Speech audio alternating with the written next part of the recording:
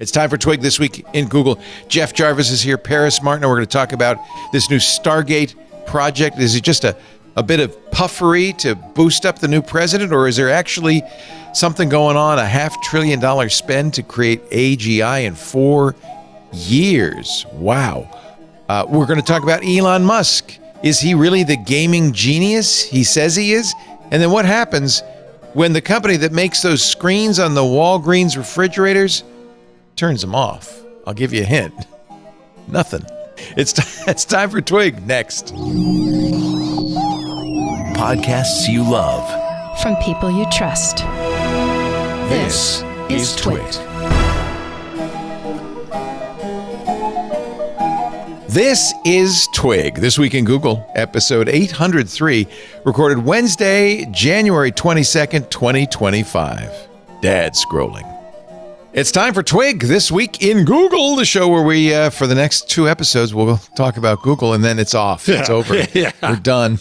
No. Google will still be in the mix when we become intelligent machines. They have a little bit to do with AI. Jeff Jarvis is there, Professor Emeritus of Journalistic Innovation at the Craig Newmark Graduate School of Journalism at the City University of New York. He's now, we need a chorus singing Montclair, New Jersey, because that's where he is now. Also at Stony Brook SUNY. We could do that. SUNY. He's also the author of so many great books. The latest, The Web We Weave.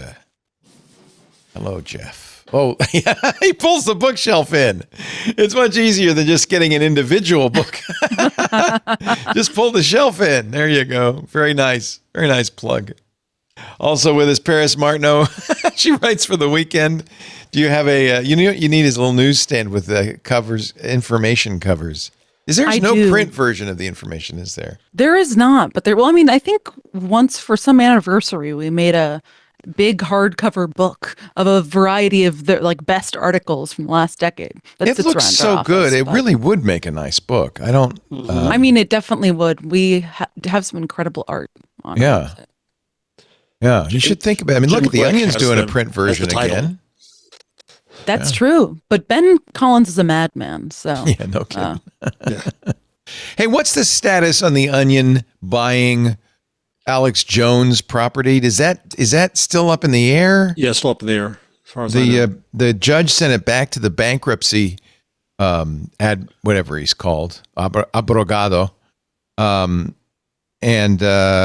we haven't had a resolution. But InfoWars Alex was Jones sold still to the Onion. Interviewed. I think was it Torrio he interviewed, one of the Proud Boys.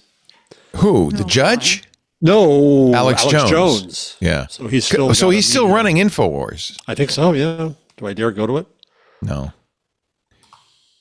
He's trying to halt the sale.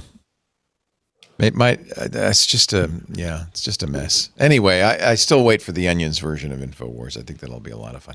The big story this week is an AI story, I think. You think it's BS, Jeff Jarvis. I'm talking about the Stargate project.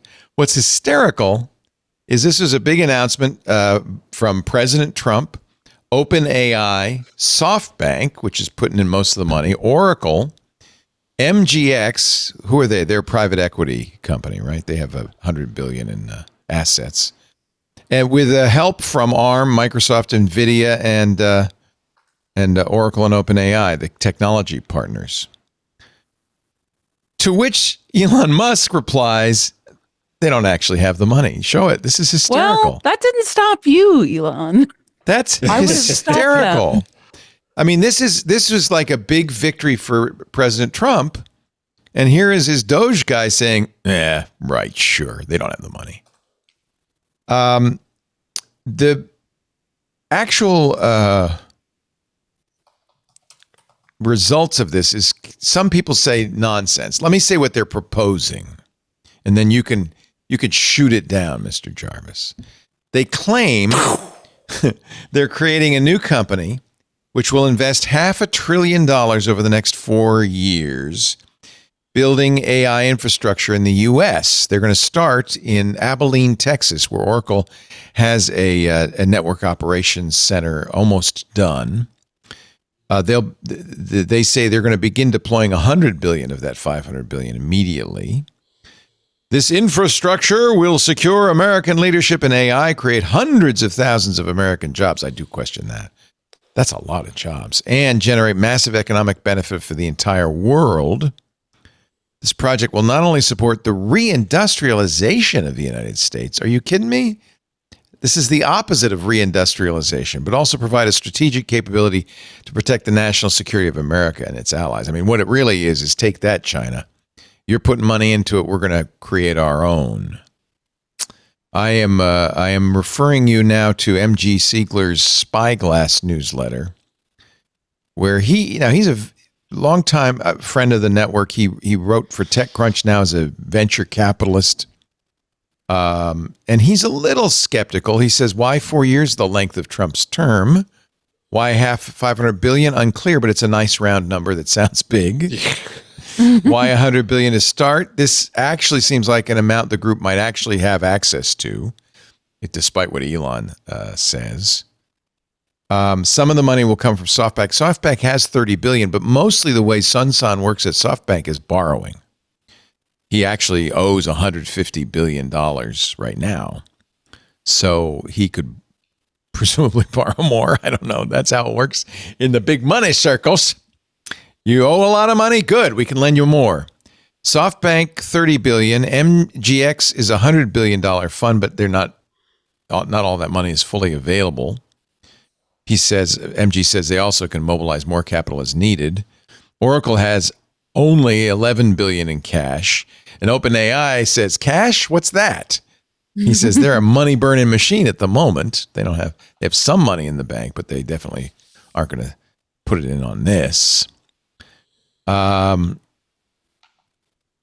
He says this is going to go in Abilene in the network center, which Oracle has been building, and OpenAI had previously talked about leasing. By the way, that's part of the news here is that OpenAI is no longer just a Microsoft joint. That Microsoft has said to them, we want right of first refusal, but I think the subtext is you're killing us here. Yeah, you could go get somebody else's network resources. That would be nice. Oracle wants part of this. MG writes, with this news, there's a pattern starting to come into view here.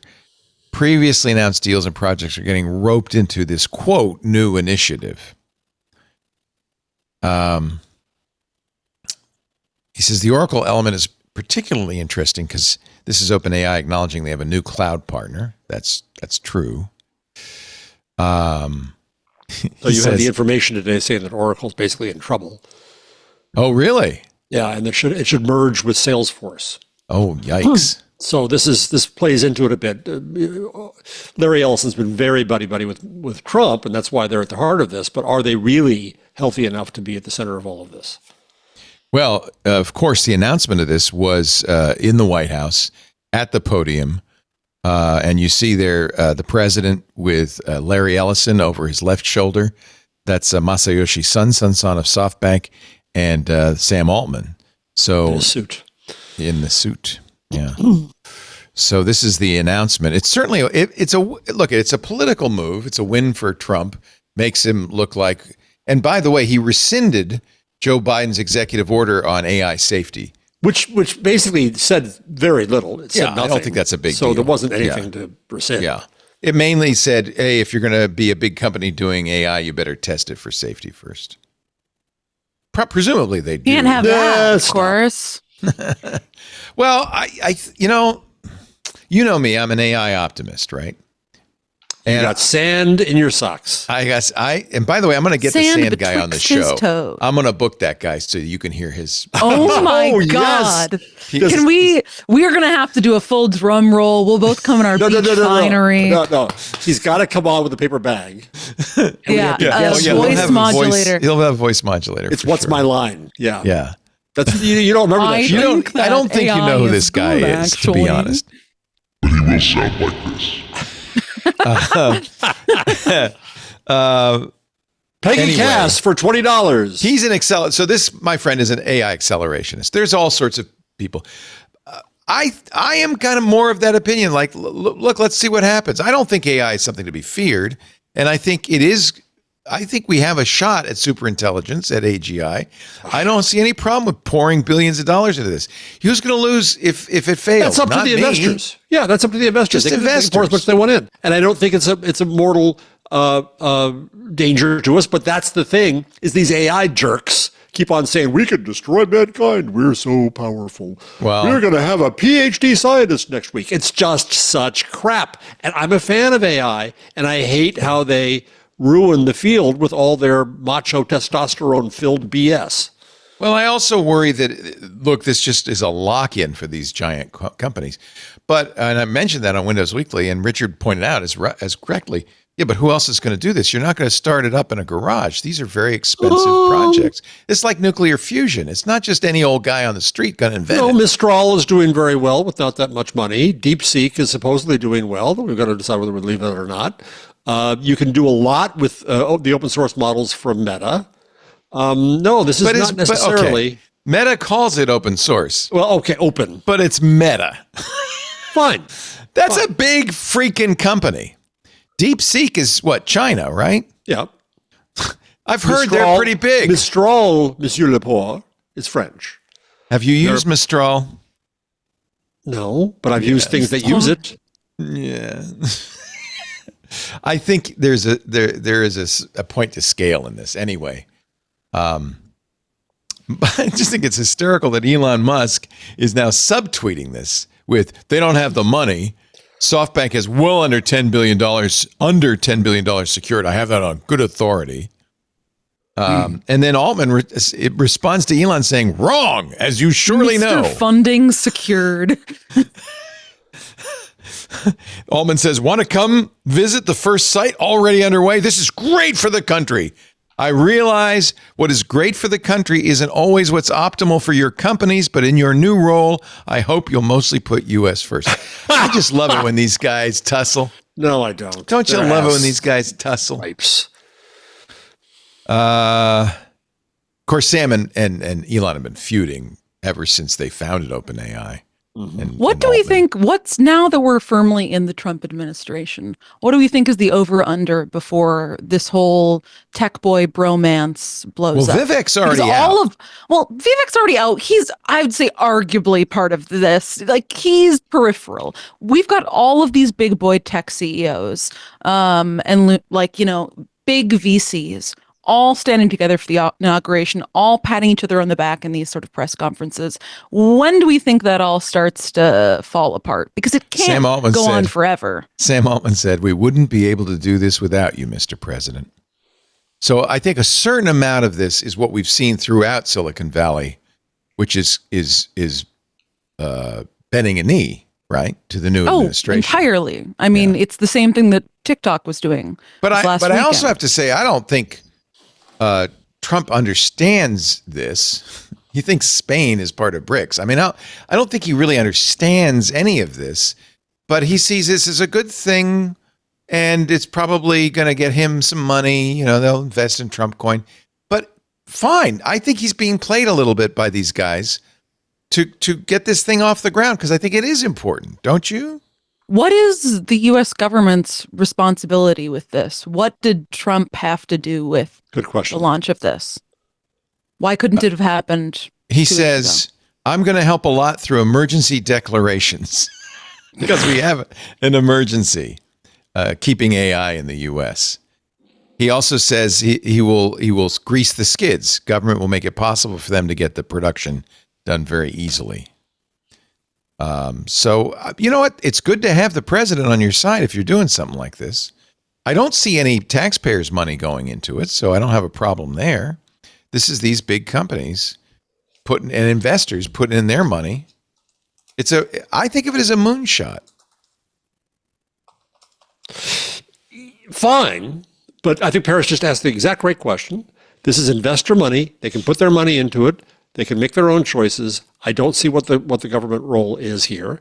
Well, greasing the skids, permitting, and all that stuff. Well, make sure that they get to build their thing in Abilene and Yeah, so they got some data. What's so special about data centers with NVIDIA chips in them? That's not a big deal. You can build those, and there is local law involved, and the federal government just can't step in and say no. All of your zoning is ridiculous because I say you must build this. Right. So that's ridiculous. And my main point here was twofold. One, this big deal announcement, it already existed. It was already underway. It's already being it kind built. of was. Yeah. So point one. But what's different is that all these big companies have kind of decided it's like Matter. Let's join hands to make this thing. Yeah, well, and you know how well Matter has gone. Oh boy, once you got Larry, you're okay. Then the other thing is, I take you, sir, Your Honor, to line 79. I'm old enough to remember the Trump Foxconn factory that was going to bring untold jobs to the that prairie. didn't really happen. Yeah. No. Oh my God. Was that in the last Trump term? You could have asked me a million times when the Foxconn factory happened, and I would have guessed wildly or different didn't, things. as a matter of fact. Or didn't. Well, it didn't. Yeah, in fact, if you go to the God. Washington Post story, they have a picture of the dome, and it just sits there like a North Korean hotel never done. Yeah. So it's 2017, town spent millions to clear land. Yep.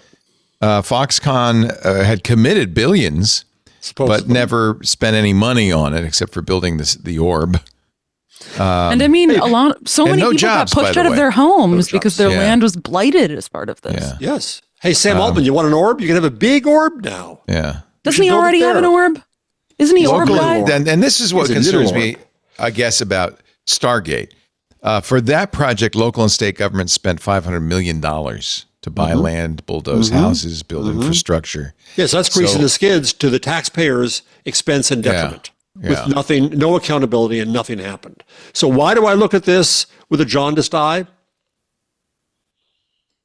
And I think all the press that's gone after, it's a big deal. The stories are all over. Can anybody just look back a few years and see what the history of this is? This is, and this is not a terribly political thing. This isn't like all the other topics we could talk about that we're not talking about here because it's a technology show, not a political show. But this is technology, and there's a history here. And for God's sakes, journalists, look back. Now, the information did have, I have it down online. Here's, by the way, what the Post says. The original promises in that Foxconn plant were never destined to be kept. This was a quick win for the GOP. Foxconn was hoping to placate the Trump administration to stop it from hiking import tariffs on the iPhones.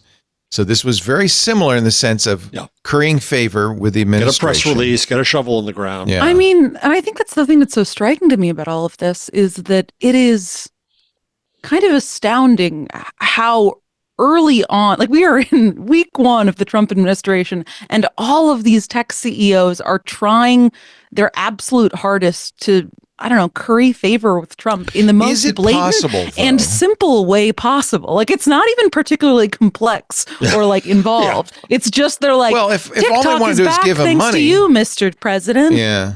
It's not even money. It's not even like some that we know of yet. It's just compliments. But I feel like he's really into that. Right. But I think in their minds, they think they're manipulating him. They're doing what he needs, giving him what he needs, so that they can get what they need. And it, to the extent that what they need is to advance AI, I'm all for it. No, I think what they're getting is not that, Leo. Let's kiss the ring if that's what we need to do. Well, OpenAI's goal is not to make AGI, Leo. It's to make, what is it, $100 billion or something like that? What was the figure? Yep. That's what it's trying to do. The AI Leo, is somewhat secondary to that. Sorry, Paris. Well, that's a cynical point of view. We don't know that. I mean, yes, that is literally in the contracts with Microsoft. Yes, it is. They will have achieved AGI when they can make $100 billion. That was the information story. Yeah. Leo, but I don't think I don't think they want greased skids. What they want is not to be attacked. So whatever they have to do to make buddy, right? Real goal has nothing to do with AI.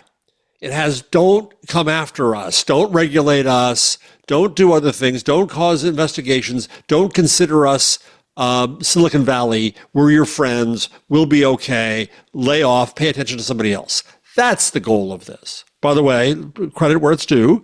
Paris's colleagues at The Information, line 74, do have a story in which they try to bring some perspective to this, what Stargate means and what it doesn't. MG says it puts a timetable on the deal, 2030. It would be interesting to know which side wanted that, perhaps both, but probably OpenAI more so. And this is, he underlines this. My guess would be it formally does away with that whole breakup when AGI is achieved. Funny business. It relieves the pressure for OpenAI to declare AGI. In other words, Microsoft and OpenAI have kind of broken up a little bit. And so all of that thing about, well, AGI, that was all just contractual, like how long do we have to pay you for these free Azure credits? And they set a financial date of $100 billion in revenue. Well, there's also a renegotiation of the cap table coming up with the switch over on OpenAI. Yeah. So that's part of this whole structure. But I think you can, look, we don't know. I think it's possible to interpret this as just Sam Altman doing what he needs to do to get this work done. You think he doesn't want to create AI? I'm not sure I'm willing to go that far. It certainly does. Well, I think the reason why they're doing this is because OpenAI for like months has been really disappointed in Microsoft's ability to make enough servers available to it. And so Microsoft's saying the same servers. thing. Yeah, we can't provide them with enough. It's costing us a lot. Go ahead and see other people. That's okay. But I don't think you can impute their intent from that. I think that we don't know what their intent is. You know, some people think that Sam Altman's a con man. There's no such thing as AGI, and he's just trying to make as much money as he can, as quick as he can. I don't think that's the case personally. I think he genuinely believes, rightly or wrongly, that AGI is achievable, that superintelligence is around the corner, and he's trying to clear as many obstacles out of the way as he can. And I say, go good on you. Now, maybe he'll fail. If it's a con game and he's a con artist, well, join the club. There's quite a few around right now. But I want to give him the benefit of the doubt, and I hope that he does go forward and create better and better AIs. Whether we get AGIs, to me, is irrelevant. We're going to get better and better AIs. Yeah, it's ridiculous. Well, it's irrelevant. I mean, if we do, that's great. No, okay, it's relevant because they're setting a false bar. They're making a false promise. They're changing the nature of the discussion away from what it should be, and it's harmful. I think it's harmful to their own technology, but they're doing it to get venture money, which is Paris's point. Right. Now, the information does have a lot of coverage on this, and Amira Fradi is very good on this subject. Is he skeptical? Are they? He and Anissa Gardisi, are they skeptical about it? Yeah, I don't know. I mean, they kind of touched on a lot of the points we hit here. Which they pointed out that 10 months ago that this Stargate thing was already in the works. Yeah, that's my no, it's somewhat unrelated to this. They even say at the end that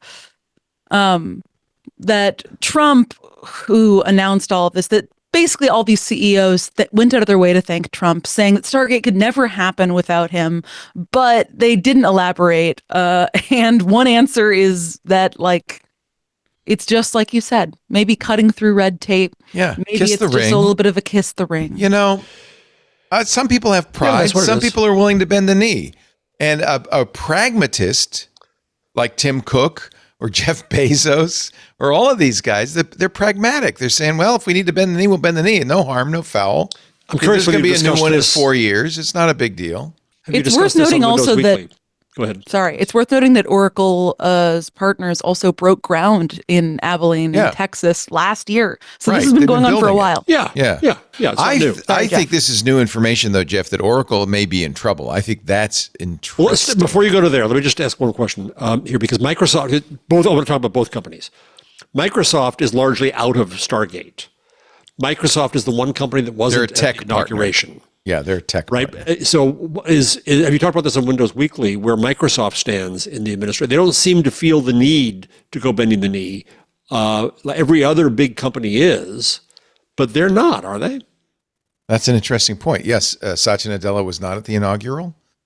He hasn't had to seem to be, paying homage. He doesn't seem to be in trouble for not doing so. I wonder, one of the things that's happened at Meta, it's happening in some of these other companies, is the employees are up in arms. Mm-hmm. Trump and Musk did have dinner with Satya at Mar-a-Lago. Yeah, Satya's done something, but he's not doing the whole. All right, so now go to your point about Oracle. This is also reporting out of the information. Paris, I'm owed some commission here. Thank you. I think this is 3 information plugs in a row. I mean, listen, yeah, this was a True Value kind of story, which is a story type we do kind of sizing up the potential like value of companies, written by my colleague Anita. And I haven't had a chance to read this, so you guys should explain it to me. So I read the beginning of it, but basically it says that Oracle, it's not clear that Oracle has the resources to stay in the game. That's what struck me. Now, whether that means they should merge, that's kind of what Elon's been saying. Why would too, Salesforce want Yeah. Larry Ellison and all the troubles that come with Larry Ellison? I don't understand that. But that's what really struck me as the thing that I didn't quite fully realize. So Oracle being part of Stargate is a rescue job on Oracle. It's not interesting. Oracle bringing its resources to Stargate. It's Stargate bringing its hype to Oracle. Right. But let's not forget that Oracle is still hosting TikTok, because Oracle was going to be the rescue for TikTok in the first Trump ban. So one possibility is that Oracle does some kind of acquisition to help it generate more cash. One candidate would be Salesforce. Interesting. Ellison has a decades-long relationship with Benioff. Can you imagine those dinners? Oof. A former protege at a merger would position Benioff as Ellison's successor.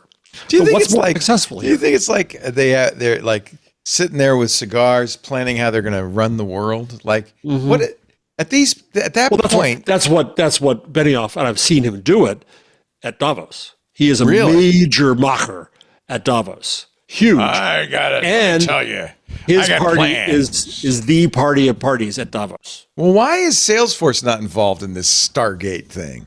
By the way, what do you think of the name Stargate? Feels Elon Musk coded. It's very Elon Musk, isn't it? The Stargate show was about a time traveling gate that you could go through. Can we send Elon through it directly to Mars?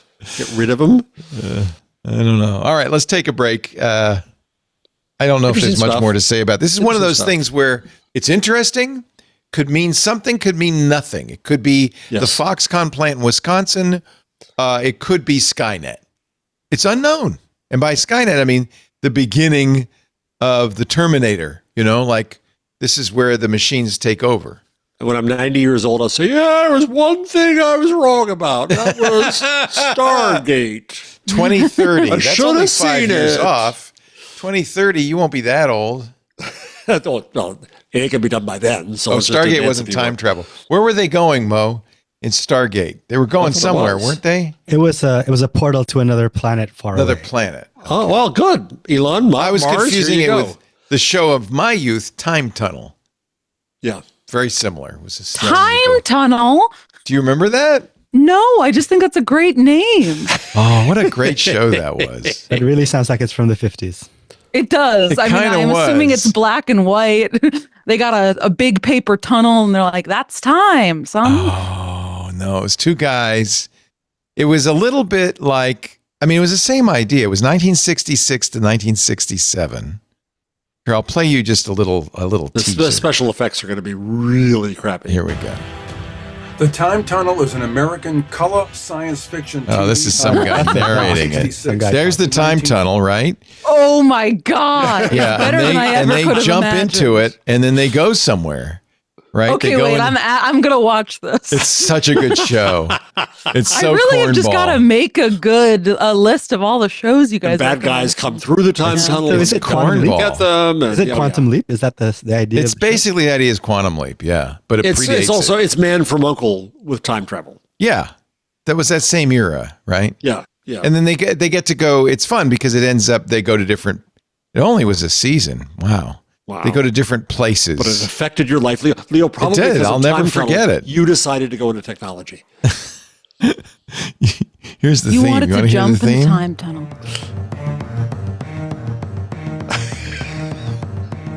That should be the theme for our show. This could be the new theme for Intelligent Machines. Sorry, Benito. This That is does it. sound modern. That does sound like modern throwback. In the year 2025, 3 intrepid explorers decided to chase the future. They entered leapt. The Intelligent Machines Tunnel. Maybe. Could happen. Wow. Now I do want to watch that show, but I don't know where you'd be able to find that. You have to go wherever you found that other weird Wild Heart thing. Yeah. Wild at Heart, a Wild perfect at David Heart. Lynch film that everybody should watch, and it's available illegally. Oh, on I didn't the Internet realize this. Archive. They mocked Time Tunnel in Austin Powers. Yes. Oh, yes. This is exactly what happened in the Time Tunnel. Wait, Leo. That is exactly what's happening now. Leo, you can buy it on Amazon. Time Tunnel. What? Oh, I'm Yes. buying it. Yes. Oh, I'm buying it. You can buy. It's on sale right now. You can buy the SD for 49 cents. Is it VHS tapes or something? No, Film reels? it's digitized. Wow. Wait, and it's the scientists of Project Tik Tok. What? That's what Oh Time Tunnel. my I didn't know It's that. spelled differently, but you know. Oh, you can get it on Blu-ray for your new TV, Paris. Yeah, that'll look Listen, that's really great. good. Yeah. 1966 James TV. James Darren was the star. Oh, wow. Wow. Okay. enough I of that. love the description for episode 1. Dr. Tony Newman is stunned to have successfully survived a trip through the time tunnel, but that survival may be short-lived when he realizes he's landed aboard the Titanic expedition plane. Oh, It's gonna sink. So it's Project TikTok. What? Now this is like the glitch in the Matrix where Yeah, we're in the Matrix, you exactly. realize this is all a simulation. Salt all Hank is going to be coming in around. this TV show somehow. Yeah. And it's really going to just be a straight time tunnel. Dr. Tony Newman decided to make sandwiches in the time tunnel. What do you think of Tony's hair there? Look at Nice. that. Yeah. Dr. Tony Newman. When Tony and Doug land in a spaceship headed for Mars, what? They meet an alien named Elon. They go to the Alamo. Oh, yeah. They do all sorts of stuff. British spies Doug in the is War of captured by the Gazpacho. Gazpacho. Wow. Gestapo. Was Marjorie Taylor Greene around then? Yeah, probably. When a scientist claiming to have constructed a time tunnel 10 years earlier offices his senior... Oh, wow. They're sent back to 1956 to investigate. They try to convince Sitting Bull and Custer that the oncoming battle at Little Bighorn will have devastating consequences for both sides. Nobody wins. All right. They encounter a ghost at some point. Oh, well, in of addition course. to all of this. It's not a good TV show without ghosts. But you have time travel. You don't need to encounter a ghost. You could I go just back think- to when they were alive. I That's believe, not but gonna happen. I'd like to know if the chat has That's true. any thoughts about this. This is the first occurrence of a round portal that you go through to be transported somewhere else. The Stargate, the most recent. By the way, Leo, to make you feel better, back in those days, one season, how many episodes do you think it was? I know, but go ahead and tell 24? us. 30. 30 episodes. 30 episodes. That's That when would be Hollywood 3 wasn't seasons lazy. on Oh Netflix. my God. I'm sorry. I'm going to read the last episode description. The time travelers materialize in 1978 in a small New England town taken over by aliens who plan to drain all oxygen out of the Earth's atmosphere. That's jumping the shark. Oh, this isn't even the first alien episode that they have. Wow. I've got to watch all 30 of these. Actually. I guess Paris now, is February. Coin Pig in our YouTube says, Doctor Who's TARDIS predated this, and I guess in a way the TARDIS is a portal. Yes, it is true. It is. But that was a machine. I don't think, because it was a machine you got It's in not and a you traveled tunnel. in the time in the TARDIS. So, I don't know. We could Well, debate H.G. this Wells. on and on. But else H.G. Wells was a machine. Well, the time travel is not, that's been around for a long time. I think you could go back to the days of the Odyssey and the Iliad. No, you can't. All right, let's take a break. We will come back and See, now you know why this show is not going to be called This Week in Google anymore. Google. What's that? But it is interesting that Google is not part of Stargate, nor is Anthropic, Nor is Amazon, nor is Amazon. right? So the big players, nor is NVIDIA, right? Yeah. So okay, let's stay here for a second. Well, Who's wait a it? minute, because I see this note from Paris that we've got to wrap. Oh, okay. At 8 p.m. We've got 2.5 hours. What are you doing at 8 p.m.? What are you doing at 8 p.m.? I'm got to watch going Time Tunnel. to a club in Bushwick. Bushwick, of course, as one young does. and hip. Yeah. Is Bushwick hip now? Because it wasn't hip when I was a young man. It was really hip. I guess it's still hip, but it's Queens, been played right? out. It's Queens. No, right? it's next to It's Queens. in Brooklyn? Okay. It's in Brooklyn. It's next to Queens. It abuts Queens. And therein, I rest my case. That's fair. Listen, all fair points. I would normally not be caught dead in Bushwick, but a friend is playing a show, and so I must support. Oh, cool. Yeah. Playing what? Playing an accordion? Could be. I think bass guitar, though. Okay. Accordion would have been better. Yeah. I'll bring that up when I see her. Our show today brought to you, and boy, are they sorry, by Zscaler. No, they're not. They're very happy. They are happy, and we're happy to have them. They're the leader in cloud security. Enterprises have spent so much money over the years on perimeter defenses, firewalls, and then, of course, you have to have a VPN so your employees can get through the firewall and work on the company network. Has this helped? No. Breaches continue to rise. Ransomware alone up 18% year over year last year, and a $75 million record payout in 2024. You do not want, and of course, the headlines for when you get hit by ransomware are just the worst. Not to mention reputational damage, damage with your customers. These traditional security tools not only do they not help, they expand your attack surface because you have, for the VPN, you have to have public-facing IPs, right? And how many times have we seen those VPNs be exploited by bad actors? And guess what? It's easier than ever because they're using AI now to write exploits. And then when they get in your network, they look around, they find all this dirty secrets you don't want the public to know about, your emails, your databases, and they send them out right out through the firewall because the firewalls struggle to inspect encrypted traffic at scale. They can't see what's going out. VPNs and firewalls also enable lateral movement because the assumption is, well, they got in, they're one of us. So you have free reign within the network that you get connected to the entire network. It's just a nightmare. And it's getting worse because hackers are exploiting traditional security infrastructure. Using AI, they're outpacing your defenses. It's time to rethink your security.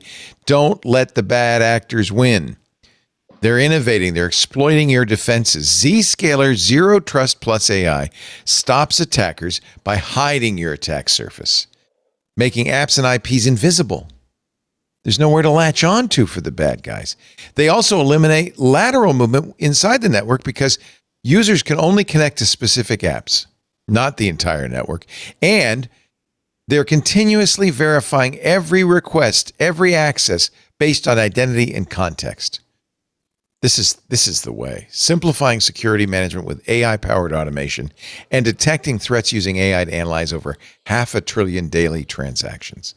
You have to have AI for that, right? To find those little signals that let you know you got a problem. Hackers can't attack what they can't see. Protect your organization with Zscaler Zero Trust Plus AI. Learn more at zscaler.com/security. That's zscaler.com/security. We thank them so much for their support of This Week in Google, soon to be intelligent machines. Do you know yet if you're going to be here, Paris, on your birthday? Have your parents invited you to a fine restaurant? Decide in the next 24 hours, but I will make a decision. We'll miss you if you're not here. So I'll February miss you 5th, if I'm not here. Yeah. Right. You see, what kind of birthday is it without us? Your grandparents. your great grandparents. Hey, Granddad, it's my birthday.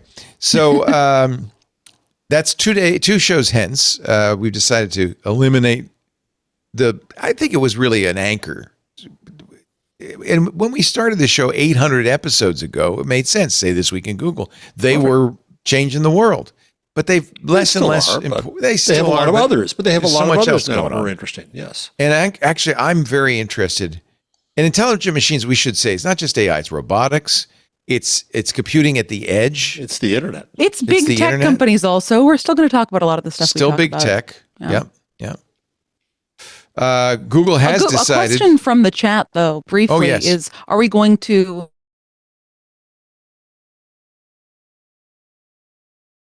I'm not going to throw away all 805 episodes. God, no. The history. It's always been intelligent machines. We just didn't know it. That's true. Google has said, screw you, EU. We are not going to comply with your fact-checking law.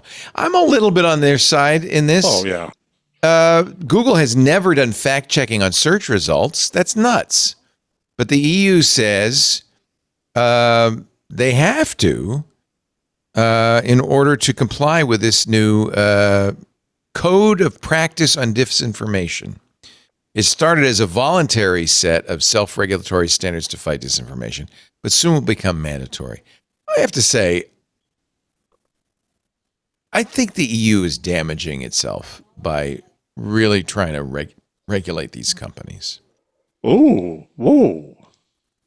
I'm not against. That's not a usual, Leo. Have you taken another walk on a beach somewhere? Yeah. Well, it just. I mean, this is ridiculous. I agree with you. To tell a search engine, oh no, all those results you have to put some fact checking on them, which is impossible. I have no sense of scale. I thought it was sensible for Meta to abandon fact checking. I think using community notes is fine. Twitter does that, or X does that. I think that works. This is the kind of thing you turn on Morning Joe and they're tisk-tisking. Oh no, they're getting rid of fact checking. No, but it's a search engine. Your search engine will turn up bogus stuff. It's up to you.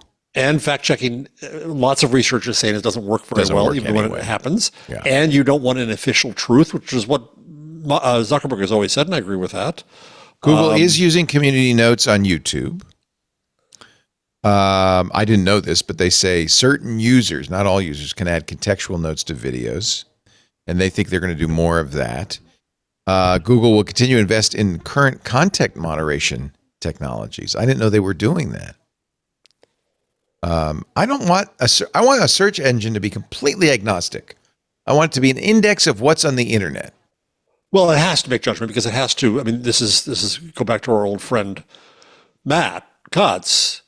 There are efforts to manipulate it, and they have to get around those. They have to recognize those efforts, and they have to compensate for those efforts to manipulate them with bad results. So but the goal should always be to produce search results that are relevant to your request, relevant and not spammy. But yes, but that means they that may be wrong. They may be misinformation. Mm-hmm. I mean, you may find the Flat Earth Society. Should they have a fact check on that says, well, scientific consensus is the Earth is round? That's dopey. Yeah. And it, by the way, it also, in my opinion, is patronizing to the user. It's like, well, you might not know the Earth's not flat, so we better tell you. And should Google be the one telling us this? I don't know if I trust Google to tell me what's true and what's not. I don't think that's their job. I'm not convinced they could do a good job of it.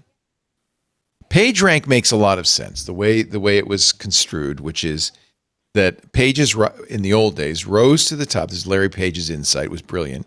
Rose to the top based on the number of people who linked to them. And how many linked in turn to them. So right. there was a credibility score. And that's basically saying you're all voting. If credible sites link back to other sites, then those sites are deemed it's the wisdom of the crowd. Credible. Yeah. Mm-hmm. It's the wisdom of the crowd. It was brilliant and it worked. And that's why we all used Google with Excite and Alta Vista went away. It is too bad people try to game that. And I think Google's completely justified in doing everything they can to get around the gaming, but not to the degree that they start making editorial judgments. I think that's a bridge too far for me. Agreed? Yeah. Isn't it even a practical impossibility? Well, it's also impossible. Yeah. That's what Meta realized. You can't moderate at scale. It's a little different for a social network because... I mean, I think it is a lot more achievable for a social network. I think when you're talking about something where with a social network, the way that users behave is distinctly different. You're consuming specific content in feeds and whatnot and distributing that content in certain ways. A search engine, I mean, I think about my habits, of course, which are insane in comparison to a normal consumer or user of a search engine. But I do a lot of very methodical research using search engines, and I don't need a search engine trying to editorialize the results for me. Right. I'm trying to editorialize them for myself. That's right, because you're an intelligent human being. And Some might say I'm an intelligent machine. Yeah, but I don't think big tech should be responsible for nannying us. I don't trust them to do it anyway. Who wants Mark Zuckerberg to tell me what's true or not? No, they don't want nannying. They want to blame them when anything goes wrong. Well, that's the other side of that. And Benito, get ready. Get ready. It's time for... It's just an outcropping of moral panic. Benito, you're sleeping. Moral The panic. files keep disappearing for some reason. I don't know. That sounds like a moral panic to me. Conspiracy. Someone's trying to silence us. Yeah, well, that's the concomitant. I worry about Section 230 in the new administration because there's already noises about, we got to get rid of Section 230. All that really is doing is saying moderate the way we want you to moderate. And that's a direct violation of the First Amendment. I wonder how Kathy Gellis felt when the Supreme Court ruled 9-0 that national security trumped the First Amendment with regard to TikTok. She wrote about it. I'm sure she was upset. She has a piece up on this. That Tech Dirt? I mean, yeah. No, there's in other SCOTUS news. Yeah. Where was it? By the way, what is going to happen to TikTok? Because now the president has paused it for 75 days, but he says, I want half. Talk about government owning a mechanism of speech. That seems like a bad idea. Yeah. Oh, it's unconstitutional as hell in this country. Yeah. I mean, I think it's unclear at this point whether or not he means him personally owning half, the U.S. government owning half, or a third party that's American owning half. But either way, it's going to be... Who does that mean? It feels like he thinks the government... He says, first of all, it's worth $1 trillion. That it's only worth $1 trillion because of us. And that we should have half of it. Well, and Americans own a huge chunk of ByteDance already. Right. Yeah, his buddy, Jeff Yass, owns 15%. I liked what, this is kind of relevant. Ryan Broderick said in his Garbage Day post, he talks about Steve Bannon. And he says that, and now I'm not a Steve Bannon fan, but I have to say, Bannon as a cynic kind of has said something that I think is pretty true, which is politics is downstream of culture. You agree? Like, we vote for who we vote for downstream of what the culture is doing and feeling and thinking. That may be because of media and how they are. Oh, well, wait. No, that's the second corollary. And culture is downstream of media. Media primarily creates culture. No more. That is exactly what the internet has changed. That's what I wrote books about. It's now the culture speaks for itself. And that's the huge change. And that's what those who held the power resent. Don't like that. No. That's why they want to own TikTok and X. Bingo. So, yeah, he also says, I think it was him, who said the reason they didn't like TikTok is because TikTok held a mirror up to American culture. He said all of that stuff on TikTok wasn't new. TikTok didn't create it, or they just exposed Americans for what they are, and people hated it. They said, we got to stop this. Ban TikTok, but you can't ban people. This is our culture. Yes? Hello? I don't want to. You said it all, Leo. You did say it all. I was just sitting and basking in your, we should do a bit one time where we all pretend like you've frozen due to the Starlink. You could kiss my ring. You could kiss my ring anytime. Bend the knee, if you will. I don't want to, I under no circumstances want to hand it to Steve Bannon, but I suppose that's a good point. But this is also the Putin point of view, right? The Russian point of view. But it is a good insight. I don't think Steve's an idiot. I think he's a cynic. I think he understands. Is he a nihilist, Paris? Is this your official nihilist critic? I don't know. I don't know enough to be able to determine that. He's destructive. Oh, yeah. Certainly. And he wants to burn it all down. And he unfortunately had the insight that you can't, how to do it. And he's become the media in his own, as Alex Jones did for InfoWars, and I guess we should say as we do for our audience, right? I don't consciously try to influence our audience. I don't think. Oh yeah, you do. It's no, okay. I just say what I think, and you can decide. And you hope that they agree with you. That's only I don't human. hope. No, I actually don't hope they agree with me. Would I have you guys on if I just wanted agreement? Yeah, but I mean, you have to understand that by hosting a podcast and doing this for as many decades as you have, 20 years. You're creating a parasocial relationship with your audience where they're oriented towards agreeing with you. They wouldn't have been listening for this. I understand that, but I'm definitely not trying to be persuasive ever, because I'm not convinced of my own points of view, by the way. You may have noticed that. I am not, I don't live in certainty. And so a lot of what I say is just, well, what about this? And I'm not trying to be persuasive. I'm really I think we as a group get to the bottom of these things. That's the goal.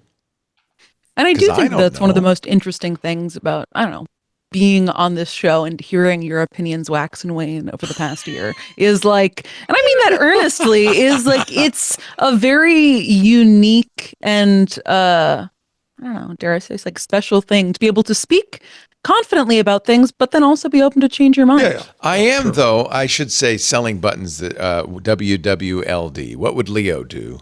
And if anybody wants to buy those buttons, just $100 each. No, I don't. I really don't want everybody to agree with me. I want you to, I challenge you guys because I want you to disagree with me. No, that's true. That's true. I want you to talk me out of it. All right, what else should we talk about? So if I may suggest, because you've got one Blue Sky story in here, and there's other Blue Sky stories below, and there's a lot of really exciting development going on around Blue Sky sentiment. I'm so bored with Blue Sky. Really? Oh, Jesus. You haven't skated in months, Leo. You can't be bored with it.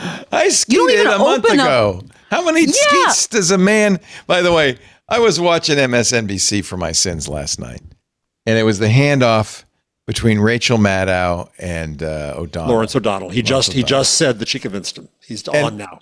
Can I just say, it is so old hat for the boomer to come on and say, how does this internet thing work? And that's basically what was happening. And he said, what do you call those things? She, by the way, knows perfectly well they're skeets, but wasn't willing to say it on TV. Don't you think, Jeff? Did you see it? I didn't see it. He said, what do you call them? Scoots? And she said, I don't know. I don't know, she said. She knows. Oh, I love that, actually. She was trying to get her to say skeets. He was trying to get her to, but he's pretending, because it's got to be. He's not. I just followed him. Rachel Maddow told me to join Blue Sky last night, and it only took me 24 hours to figure it out. This reminds me of when I taught Regis Philbin how to tweet. Yeah. Oh, boy. Is there video of that? Oh, was yeah. Was that you or was that Dev? No. No, it was me. It was actually, it was kind of fun. What is this thing? He literally had no idea what Twitter was. No. I think that's the perfect person to tweet, though. It is. And he was an old guy. And what was cool about it is he was really excited. He called his wife and said, Joy, they're responding to my tweets. Tweet somebody, you give them a message and they tweet. Have you ever sent a text message? Never. Okay. So it's kind of like that. Have you ever sent a text message? And he said, never. To everybody who's following you. You got a lot of followers. You've got hundreds of thousands of people who watch your Twitter account. Is that right? So if you type something on Twitter, all of those people will see it. Well, who's been talking to these people? I Kelly. Kelly. Well, all right. Kelly tweets a lot. I want to be a part of So you're on, this is the web page, the Twitter web page. Now, you can tweet with your phone, you can tweet with a lot of different devices, but you can also do it right from the computer. So you see there it says what's happening. Yeah. Why are his arms of his chair so high? Hey, what's happening? I don't know. He also loves, as you can tell, Notre Dame. This was his actual office, which was kind of fun. It goes right there. It can be I need to know what he said. Well, you can see it. The idea is It should be something. Oh, Leo, you have to give us some tips for the lower third. You only get 140 letters. I didn't write the lower thirds, believe me. Type out now? Gelman wrote the lower thirds, I'm sure. Look at how he's Oh, typing. is he a hunted One pecker? character at a time. Oh, yeah. With a shtick between every letter. Announced. Okay, this is good. Oh my God. Oh my God. Hug out. He can't spell leaving. You got an extra U in there. I misspelled leaving. Kind of cute. It's like, they know you really did it. I love that he immediately goes to trolling. Yeah. No, it's true. This was the day he announced his retirement. Oh, really?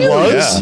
That's Yeah. perfect. This is perfect. This was actually, this tweet was his announcement in the public. Holy crap. Wow. Regis underscore and underscore. He retired. Yeah. It took him a while. I think Oh, that's why 6 I months said later. our But this show. was. Right. So I would put a It was kind of a sad moment. Everybody was very upset at the show because they didn't know what they were going to do if he left. Oh, okay. Now, this is the chance you have before you press that button that says tweet. Just review it. Remember, make sure that you want- everyone can read what you wrote, says the tooltip. Congratulations. Banger, banger, banger, banger. I think that's a perfect tweet. Yeah, I do too. Now click the tweet button, or you get Where is that tweet button? It's on the screen. There, so you He's going to put his mouse up. Yeah, just click with the mouse. on the table. It says be sure to keep your mouse on your desk while tweeting. Oh, there it is. Now you can put it down. Oh, it just moved. It's done. It's Deal tweeted. done. See that? I just It's tweeted.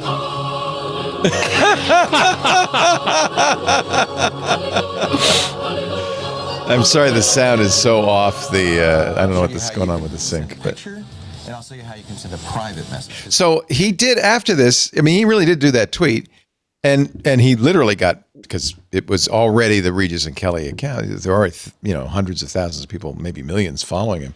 He started to get all these responses, and he was like blown away. And he called his wife. He says, Joy, I just tweeted, and there's all these people. And they were all saying, oh, we're sorry to see you go, Regis, and all that stuff. A week later, he got off it.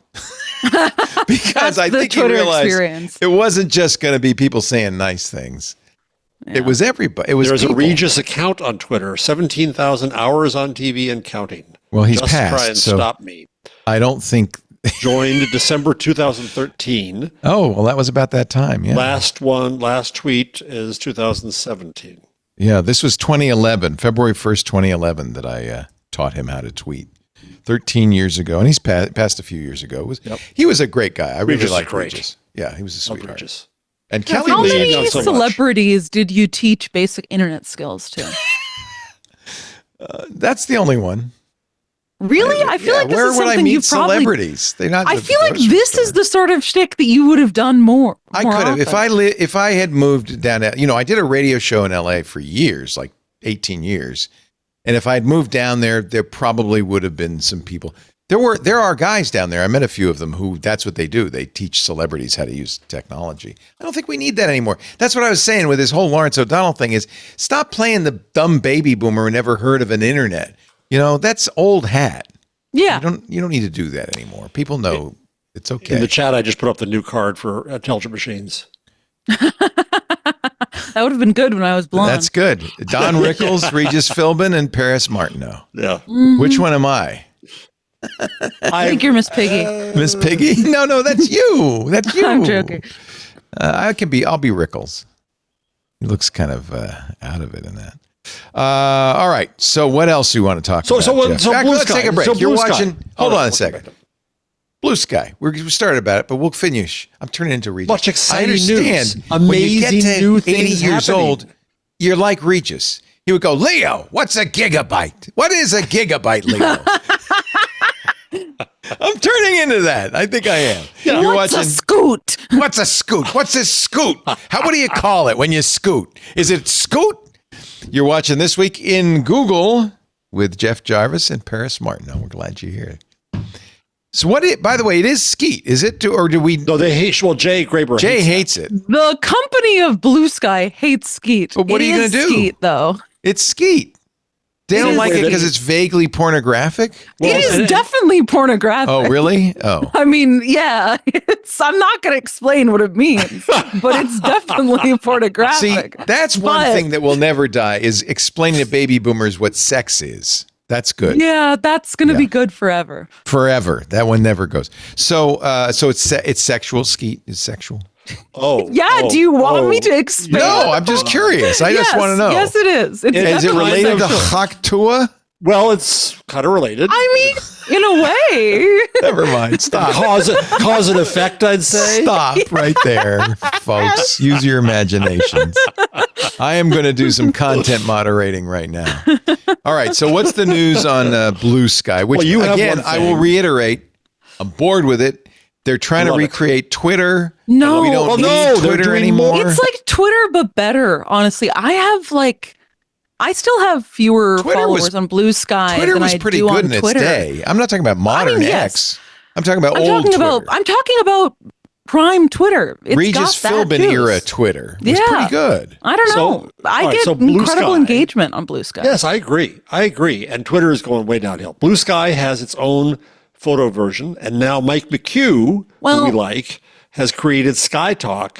Mike version McHugh is the of Flipboard guy, right? Flipboard founder, and he loves. So he has created. You're going to like this.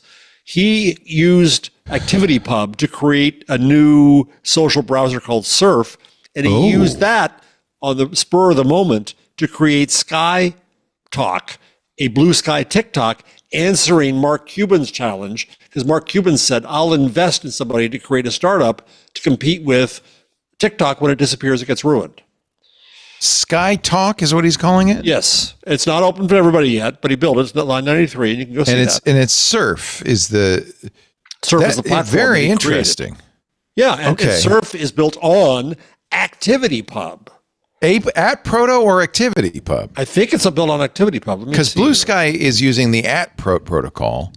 ActivityPub is Mastodon. You know, yeah, I'm going to put that's the first name I'm going to put on our list of who I want to get on the show because Mike's a really nice guy. But I love Mike. He's been on our shows before, and he founded Friendster, right? Was it Friendster? No, he founded no. He did the thing that Twitter bought. That was the news No, you're thing. thinking no. That's no. No, that's somebody else. That's Grandpa, the Friendster guy. You're forgetting the names now. What's his name? Mike McHugh. He's an Paper American tech. He software? founded Flipboard. Flipboard? Yeah, that's the big one. And Tell Me. He did Tell Me. I remember Tell Me. Never attended college. Really? Yeah. Oh. But he clearly can code. So so tell me about this. So should I SkyTalk is follow simple. this SkyTalk? Should I Yeah, follow it's a proof of concept. How do I don't even see a way to follow it. Because it's basically a new thing. Join the I'm a little confused here. waitlist surf.social. That's for me, Surf. Leo Laporte. So this is a browser. Surf.social, I believe, is a social browser.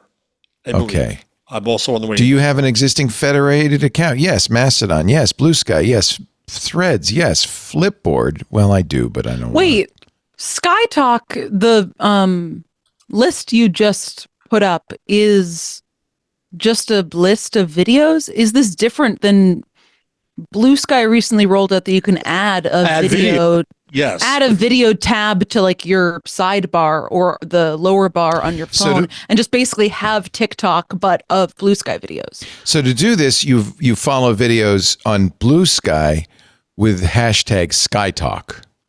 I mean, if you want to use the SkyTalk feed, which we're looking at, otherwise you can But just this is add. using- There's This is a using this is the that's video using a technology hashtag. that Blue Sky created, right?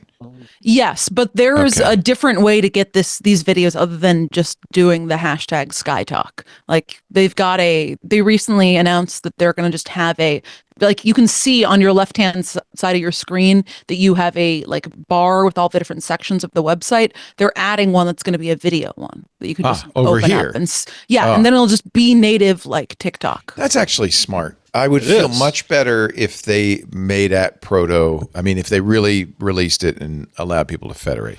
So in fact, I would say we would have our own Twit SkyTalk if that were possible. I would do that. So if you go to the Discord, I put in the story from The Verge that explains Surf.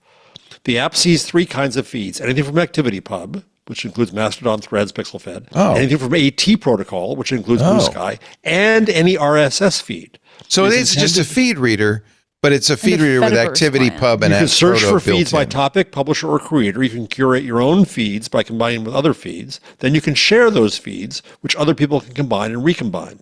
You know, It's all a little Flipboard confusing. supports activity pub. Yes, it has. Mike's been great about this. Yeah. All right, we're going to get Mike on. Put a pin in him, will you? So Benito? this is also the discussion we had last week about the Fakakta, I think, right now, because I can't figure out what it is, free our feeds. But I said last week I want to hear what Mike Masnick says about this, and Mike Masnick wrote a very complimentary piece about it. About surf. About free our feeds. Okay. Even though I still don't understand what they're spending $30 million on. I mean, that's just But nuts. he's trying to be, and he's being nice. He's being Masnick. But what he's saying basically is, good, Blue Sky can't build its own federation. Somebody else has to build something on the AT protocol. So I'm glad somebody else is building something on the AT protocol. But Blue Sky has to allow you to federate. That's the problem, right? Nobody's done that. Well, once you get enough Otherwise you- federations, then it won't matter. Just like Dustin in our Mastodon. Discord says, seems like an incredible sleight of hand open washing. If it doesn't federate, it's not really decentralized. I agree. Yeah, I agree. That's But what Cory Doctorow says. He said, Mike- I'm not moving to Blue Sky until there's a way I can move out of Blue Sky. That's But Corey's involved in this free our feeds thing. I still Right. confused about what they're spending the money on, what they're doing with it. it's a lot of money. But Mike's point is they say they're going to build something on top of AT that will make it federated. Hallelujah. Okay. And now I'm if you up- look what I'm McHugh's up for it. doing, if McHugh is building a bridge among the protocols, that's potentially a very big deal. Yeah.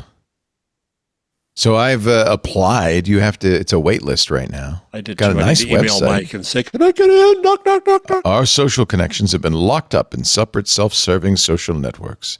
These networks pull us into a continuous scroll of sensationalized stories and controversies.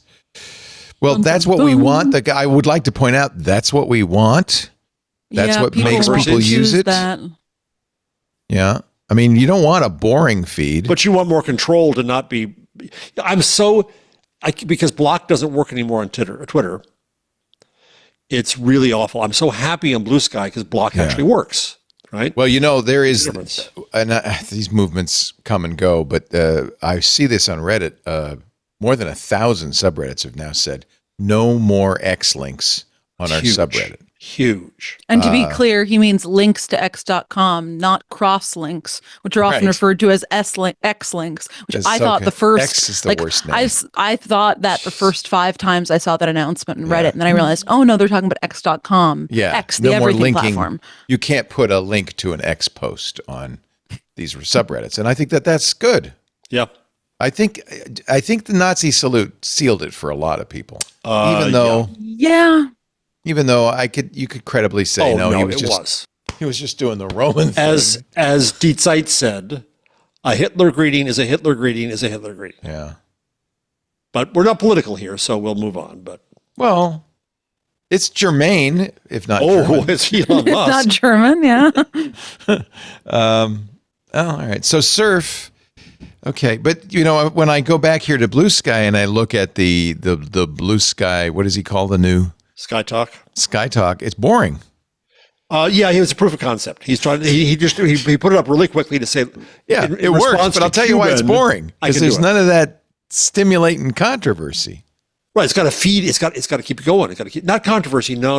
It's not controversy. It's fun things that you like. Now, I for like- you. here- That's bikinis. For the rest of us, That's true. Where's the bikinis, Mike? Where? No, I think what I believe it or not, I think Steve Bannon nailed it.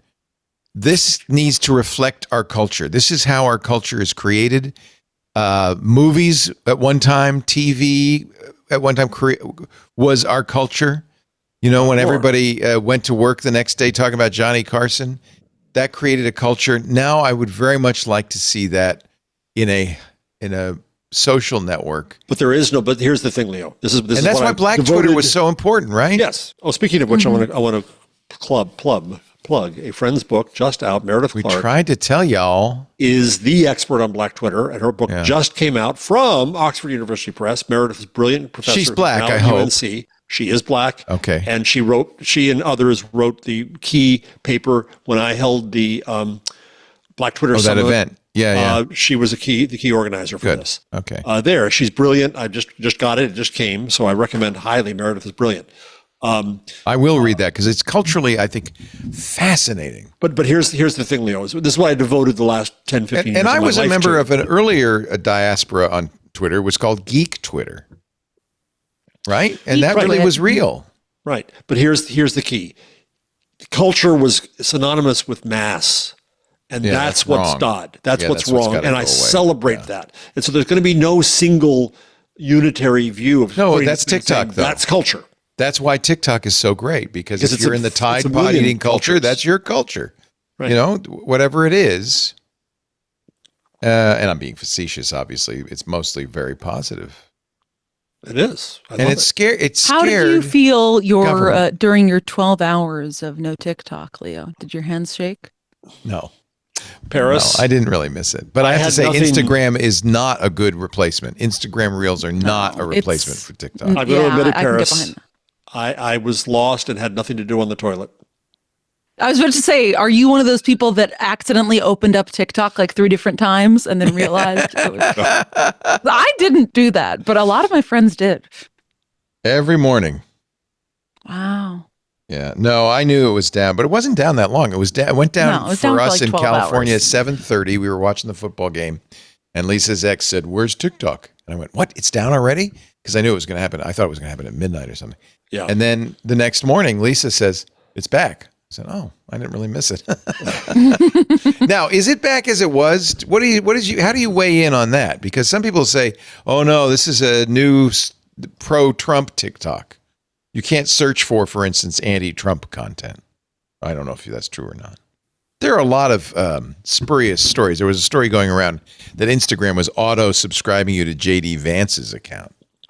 Yeah, and that was incorrect. It was just if people are subscribed to the Vice President of VP, the United States account, It it changes changes from Kamala over to JD, from yeah. every person. And this Yeah. happens every administration. Yeah. I think this was spurred on by that there were some stories about I believe on Instagram, if you searched certain hashtags, such as like you couldn't search the Democrat hashtag, but you could search Republican. And and Instagram, once people flagged that to them, I believe has changed it back to how it was before. But it does seem to be in times like this that are highly politicized and very tense, conspiracy theories are going to be abound. It's interesting, isn't it? You watch that just kind of, and I got sucked into it.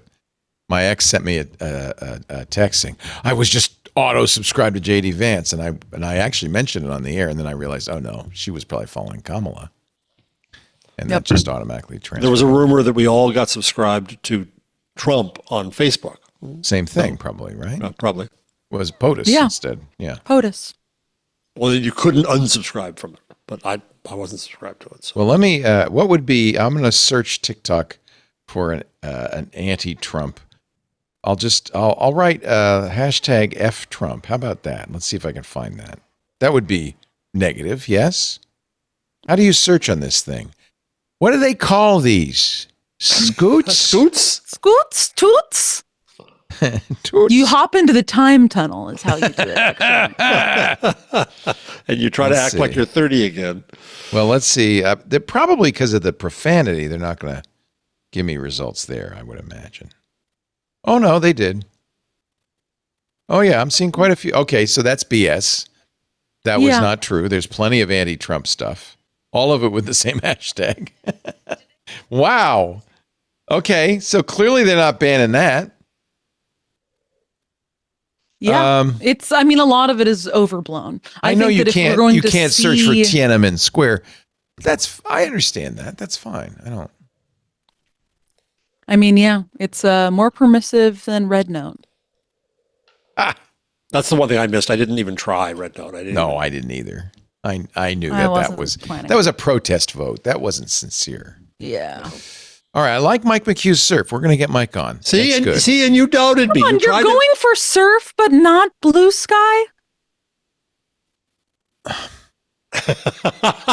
What do you have against the site? It's boring.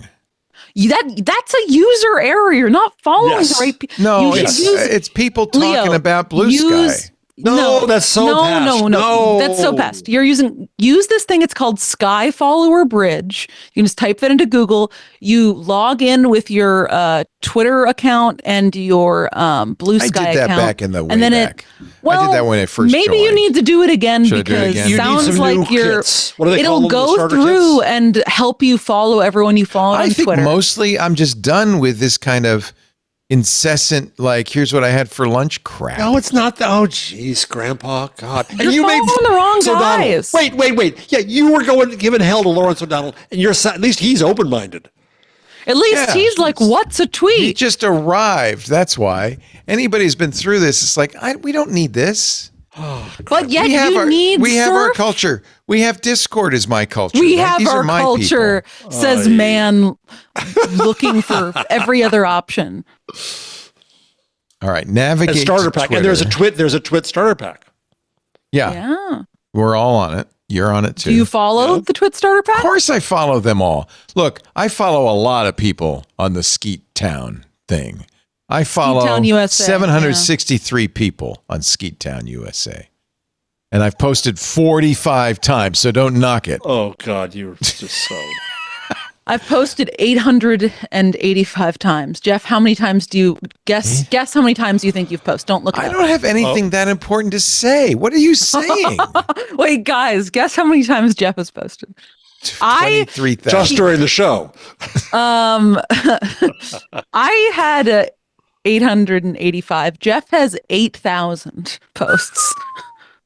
So my 45 is really kind of not I'm not There are playing up some to my absolute sickos and freaks out there who I actually, to be clear, do not endorse, who have already posted like 100,000 times. Those people are muted. I can't. I am open to this becoming Twitter of the Twitter of 10 years. That's what we want it to be. Yes. Yeah.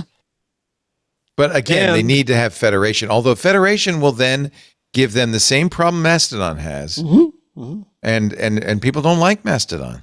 I mean, the other problem with Mastodon is some of its rules, some of its orthodoxy turned off, especially communities like Black Twitter.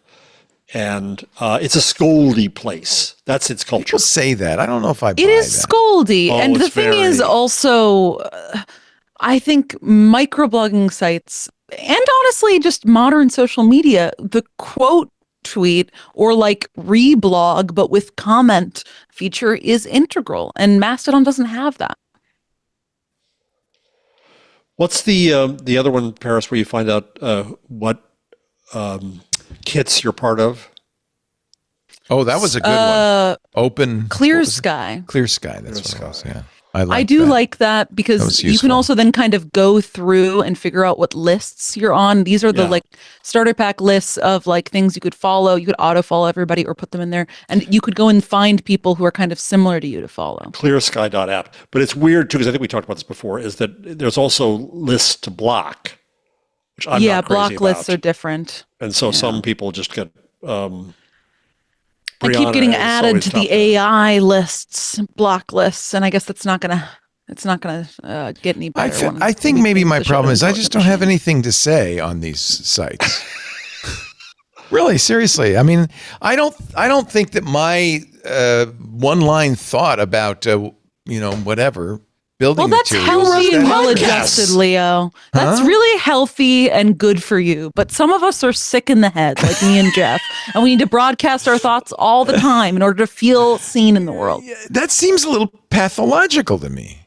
Is that really the certainly case? Is. Jeff, how many posts have you made during this show? But do you feel the need? I mean, really, seriously, do you feel a need? No. I share, and I want to be part of I did conversations. for a long time. I did feel a total compulsion to it. That broke some point in the last 5 or so years. And there was a period where I wasn't posting at all, really, on many platforms outside of bare work duties.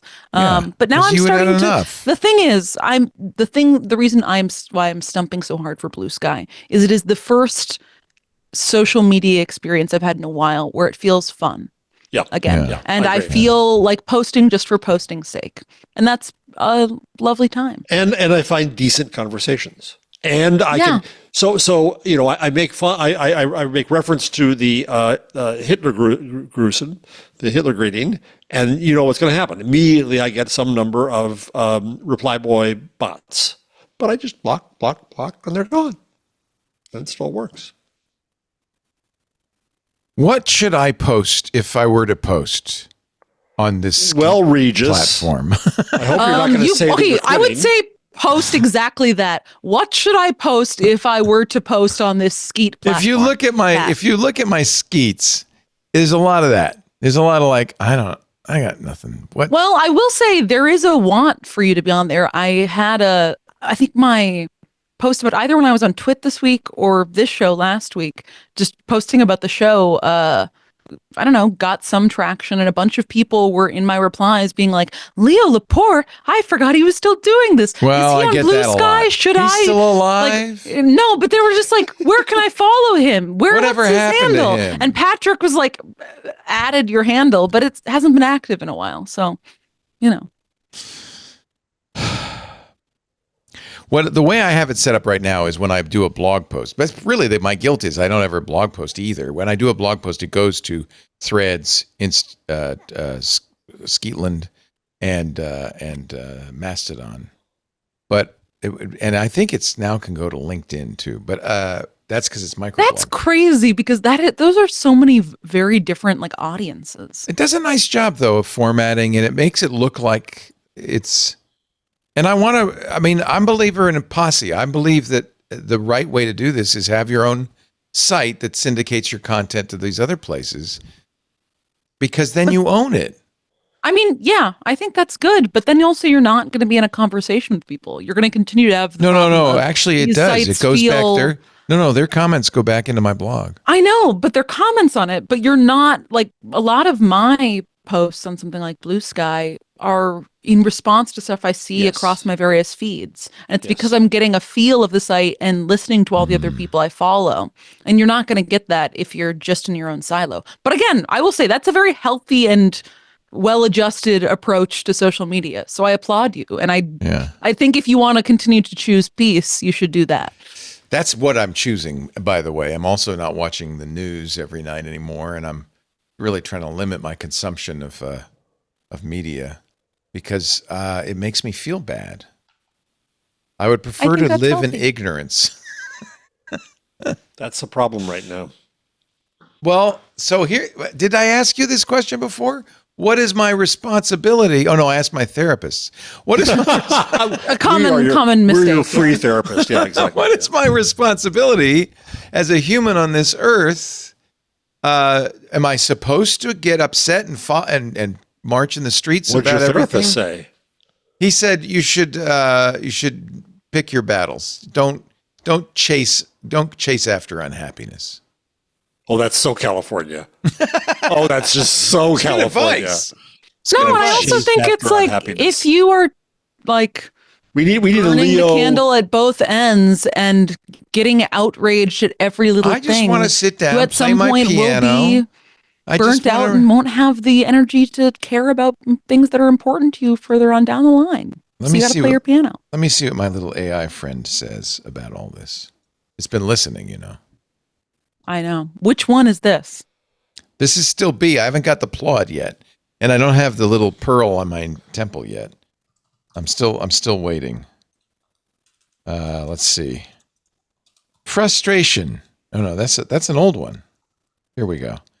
Leo examines the evolving dynamics of AI partnerships, specifically the implications of Microsoft loosening its grip on OpenAI amidst broader industry concerns while balancing personal reflections on health and humor. Not that informative, but not inaccurate. Yeah. Oh, Jeff, I don't think you missed 'cause this was on Twit, not Twig, but Leo has a very fun charging thing for his weird glasses he got. Oh, you didn't? Wait a minute, I didn't wear these. Oh, you did? I did. It was here. Listen, I've been on too many podcasts. Yeah, you've been on too many shows. Twit on Yeah. Sunday. I wore these on Twig, didn't I? I just didn't know if you wore the charger, but Well, you apparently can't you did. really wear the charger. It goes where your nose goes. It would be good if you didn't have a nose. You could use this to be your nose. That would be good if you didn't have a nose. Yeah. So maybe it's designed for noseless people. They could just, And but the nose unfortunately, goes of it I all. have a prominent proboscis, and so it really doesn't fit on my proboscis. My kids keep on insisting they don't look like me because they don't want the Jarvis nose. Can I just say, all noses are dopey, and as soon as you start looking at your nose, except for yours, Paris, you actually have a very elegant nose. You Thank do, you. and it's Did not you red get a nose tonight. job in your youth? Nope. It's You all just natural. were blessed with those movie star looks. That's all. That's what they tell me. Doesn't she have a perfect nose, Jeff? She And you does. and I She got does. these. Look Yeah, at the I got. schnoz. Oh no, yeah, it's bad. It's bad.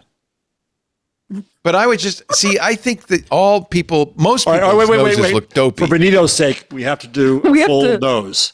I think all we've three already of us. done this, haven't we? I think we. Oh, did. I'm going the wrong way. Am I going the wrong way? Oh no, I'm going the right way. Yeah. You got that, Benito? Great, thank you. Paris, I've never noticed this. Wait, let me take off let's see this nose. This is I literally can't see anything. So Do you know that you have a perfect nose? You do. I you do. It's didn't perfectly know shaped. that I had a perfect nose, but thanks, It's guys. tiny. It gets red when I podcast for too long, as we've discovered. Yeah, but that's okay. That's okay. Yeah, Let's it's see. very bad at holding glasses up. You're watching the most noseworthy podcast on the internet. This week in Google with Paris perfect nose, Martineau. Where are the intelligent machines? Nose, come on, it was right and there. Jeff the schnoz Jarvis and Leo prominent proboscis Laporte. Thank you for being here. We're glad you're watching. What else should we talk about? What else is going on in the world today? We got to get you out of here by 8 p.m. Listen, we got time, guys. Yeah, It's not a creeps up on you, crazy out. I often feel like I'm starting to wind up the show, and then an hour and a half later, I don't understand how that happens. I guess it's too much fun for me. That's true. So I'm going to skeet. And what should I skeet? Like deep thoughts? Why don't you ask whatever you want to Perplexity skeet. what you should skeet? Oh, I could just have the AIs write it. That's Yeah. what I should do. Yeah. Yeah, they'll love I that. know what on I'll Blue do. Sky. I just thought of this. I will Get start AI Leo? a running skeet storm of things my B computer tells me about myself. Because that I can just copy and paste it. That's what I'll do Okay. from now on. Nice. I should create a new account for that though, shouldn't I? Perhaps, Leo's or you AI could do buddy. or you could do like a thread and be like, "This is what my computer says about my day." I'd only like to expose people to that in small pieces. All right, so here I'm looking. I mean, I follow a lot of people. Trump, don't want to read that. Trump, don't want to read that. I'm losing. See, I'm a pro. I'm using Deck Blue. Yeah, I don't like it. That's I'll true, but you're on just the home. I mean, I'm looking at the home. I have science, popular with friends, discover. These are lists. I so can you put can other scroll lists down in one there. of those. Yeah. Where's your notifications that you need? I don't need What do I He doesn't need care? to know because what's it's a going on. conversation. All right. Let me turn on notifications here. I'll add a notification column. I can't Add believe you don't column. even have a notification one. Well, you got a Joe Esposito. Oh, that's Joe. thing. Look at Joe's. Okay, but why become a part of Club Twit? This is like those In a SAP word, commercials. Community. All right. I gave Joe a new assignment in Discord. Okay. People are liking my post from a month ago. That's good. Yeah. There's Adriana. Adriana's Oh, there this is often. a good piece, honestly, that we could talk about in the show. What's It that? is. What's It's that? the one you're hovering over right now. Incredible It's a new piece of Bloomberg data invest- journalism from a crack team at Bloomberg. Adriana suggested we talk about this. What is it? The second Trump presidency brought to you by YouTubers. Yeah, they analyzed a wide network of podcasters in the manosphere to understand how this like large group of influencers kind of are affecting political conversation around, among young people and listeners. But I don't think you can create toxic masculinity. I think it must have been there to begin with. Yes. I mean, certainly, but I think if you have an entire content ecosystem, It reinforces where it. all Yeah. of like every piece of content these people Right. listen to or watch involves the same themes again and again. You start to That is believe it. powerful. Yeah. Yeah. Reporters reviewed nearly 13 hours. Isn't this kind of I don't like these kinds of pieces. Is it just me? It feels like journalism, not good. They reviewed 13 hours of footage from their channels, mapped out the 1,300, mapped out the podcasters' guest networks, and quantified the frequency of key political messages they distributed to tens of millions of subscribers each day. To hear them tell it, America is in a desperate place, destabilized by soaring inflation. By the way, the price of eggs is going up. Migrants streaming across the border, not anymore. And the beginnings of a third world war. Gender politics have gotten out of hand. No, just women. Women have gotten out of hand, and we've got to suppress them. While schools and the medical establishment duped the public with information. How dare they? I don't know. Yeah, I don't have as many followers as these guys do. That's true. What about this rings as disingenuous for like not good journalism to you? I think it's a little. I don't trust it. I mean, I think that what they're trying to do is we have see a lot of coverage around TV related news content. Like people often talk about what like channels like Fox or MSNBC or CNN decide to devote time and energy to, but nobody is really watching those channels, or at least in comparison to lots of people are watching these channels, but they're watching them. I think lots of people do watch these channels, and they increasingly watch multiple of them. Like if you were in one of these networks, you're likely to be watching or listening to 3 or 4 of these podcasts. And I think it is notable to understand, like, what are these podcasts talking about? And then hear in the words of the actual listeners what that means to them. Look at who the guests are. 30% of the top guests are politicians or pundits. This is the top 30 guests by viewership. Trump, of course, number 1, 113 million views on a whole bunch of shows. He was smart, right? He went to the man shows to be on. Andrew Tate, who's repulsive. Where let's just be clear, they would have voted for Kamala Harris, so going there wouldn't have made any damn difference. Right. But it reinforced that. And maybe the people who listened to that then went out and said, yeah, you can't vote for Kamala because she thinks she's a coconut or something. Tucker Carlson, Elon Musk. I don't know who Shane Gillis is. Oh, he was the guy who got kicked off Saturday Night Live. Okay. J.D. Vance, Ben Shapiro. It's the usuals, right? It's people you'd expect. Usual suspects, one might say. Usual suspects. It's kind of incestuous, really. It's these. Oh, yeah. Yeah. But I don't think that these people would be popular if in other words, do they create the culture or reflect the culture is the question, I guess. It's a mirror. I mean, I think it's a little bit of both. Yeah.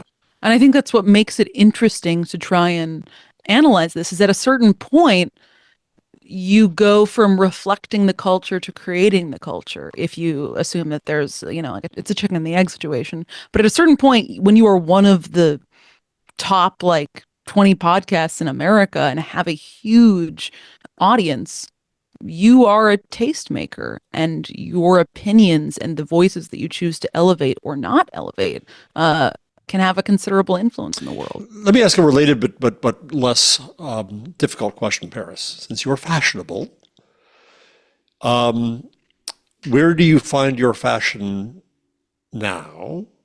That's to say, things that interest you and things that inspire your fashion. Not just clothing. Where did you? How'd you get into 15 years ago? But also 15 years ago, has there been a change?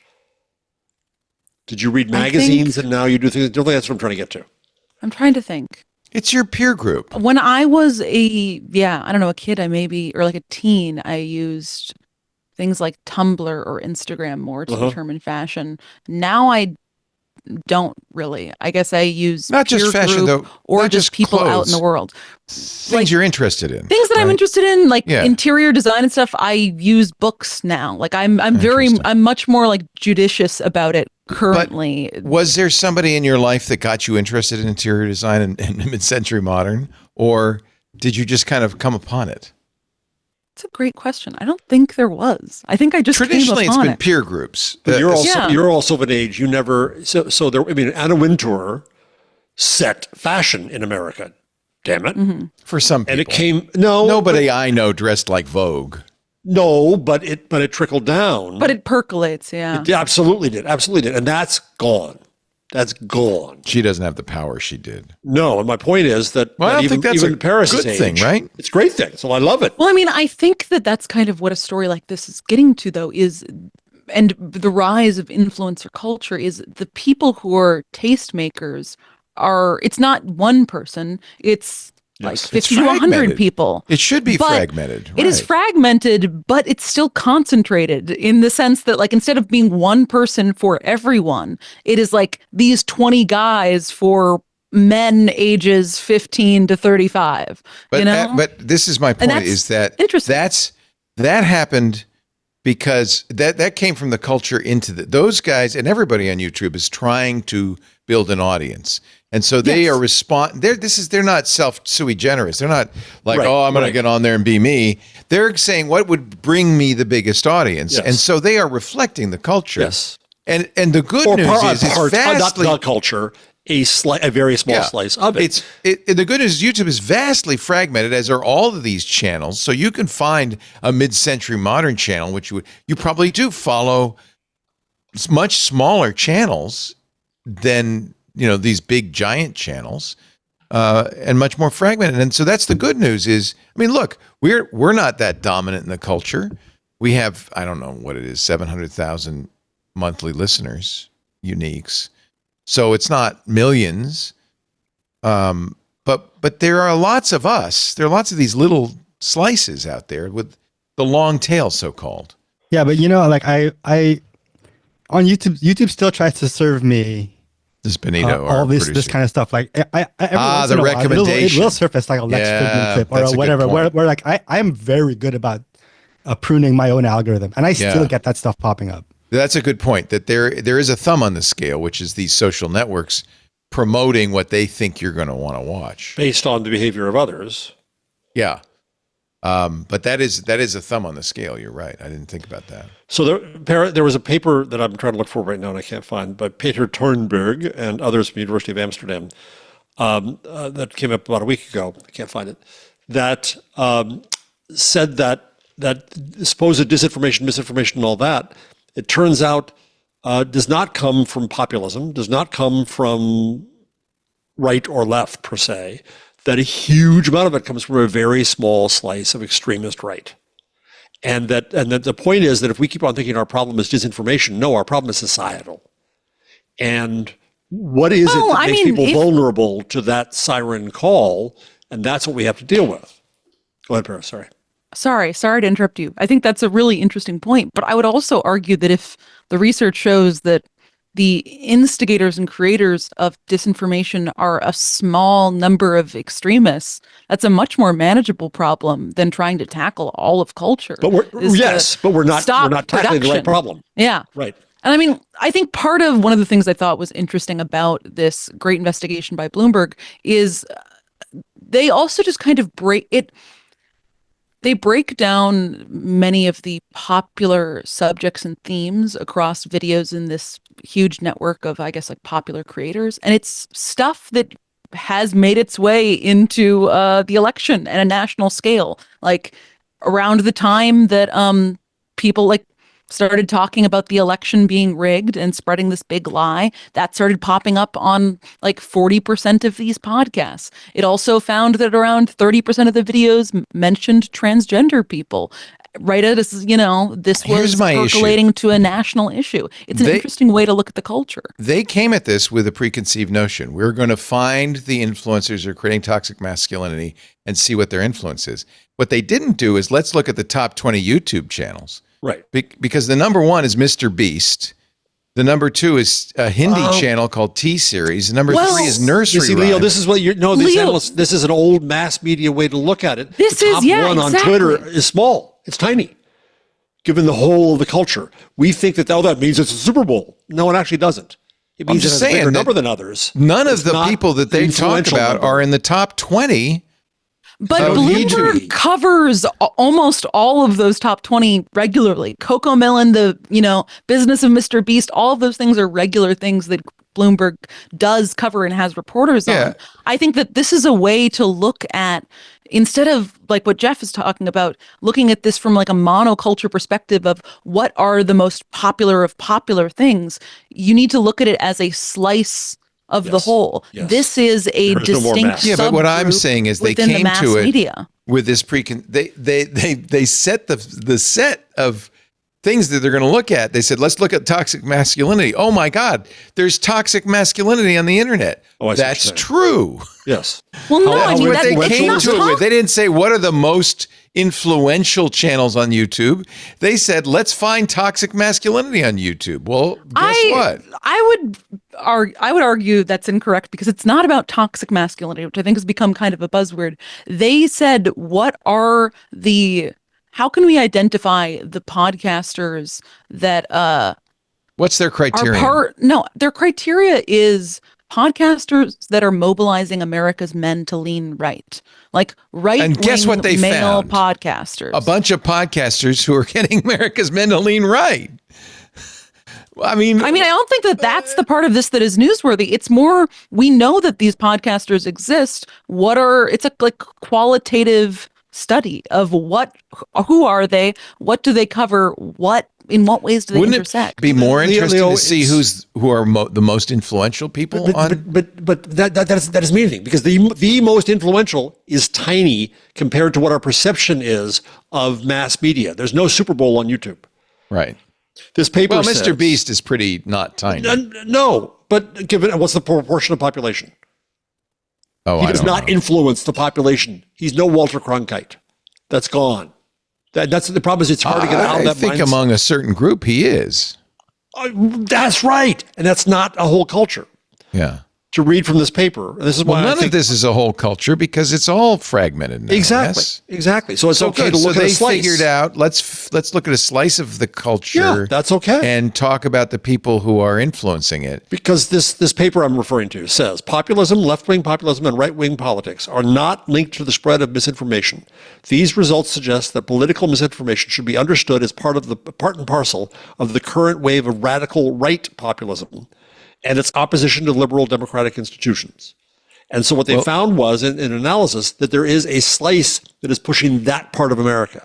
So Paris, I think, is quite right to point out the story. It's a worthy journalistic effort to say what's driving that slice of America. It doesn't talk about all of America. You It's that could slice. say that it started in right-wing radio. Oh, That it did. Rush Limbaugh started the whole thing. Absolutely. Absolutely. And I think that it would be silly to, during the rise of figures like Rush, be like, it's not worth paying attention to him or what he does. No, they were much because more a dominant. small amount of people. But They these were people much are more growing dominant. It's just because our culture isn't like a monoculture where there's, 5 radio channels and 3 TV channels. Mm-hmm. There is a lot of podcasts and YouTube shows out there.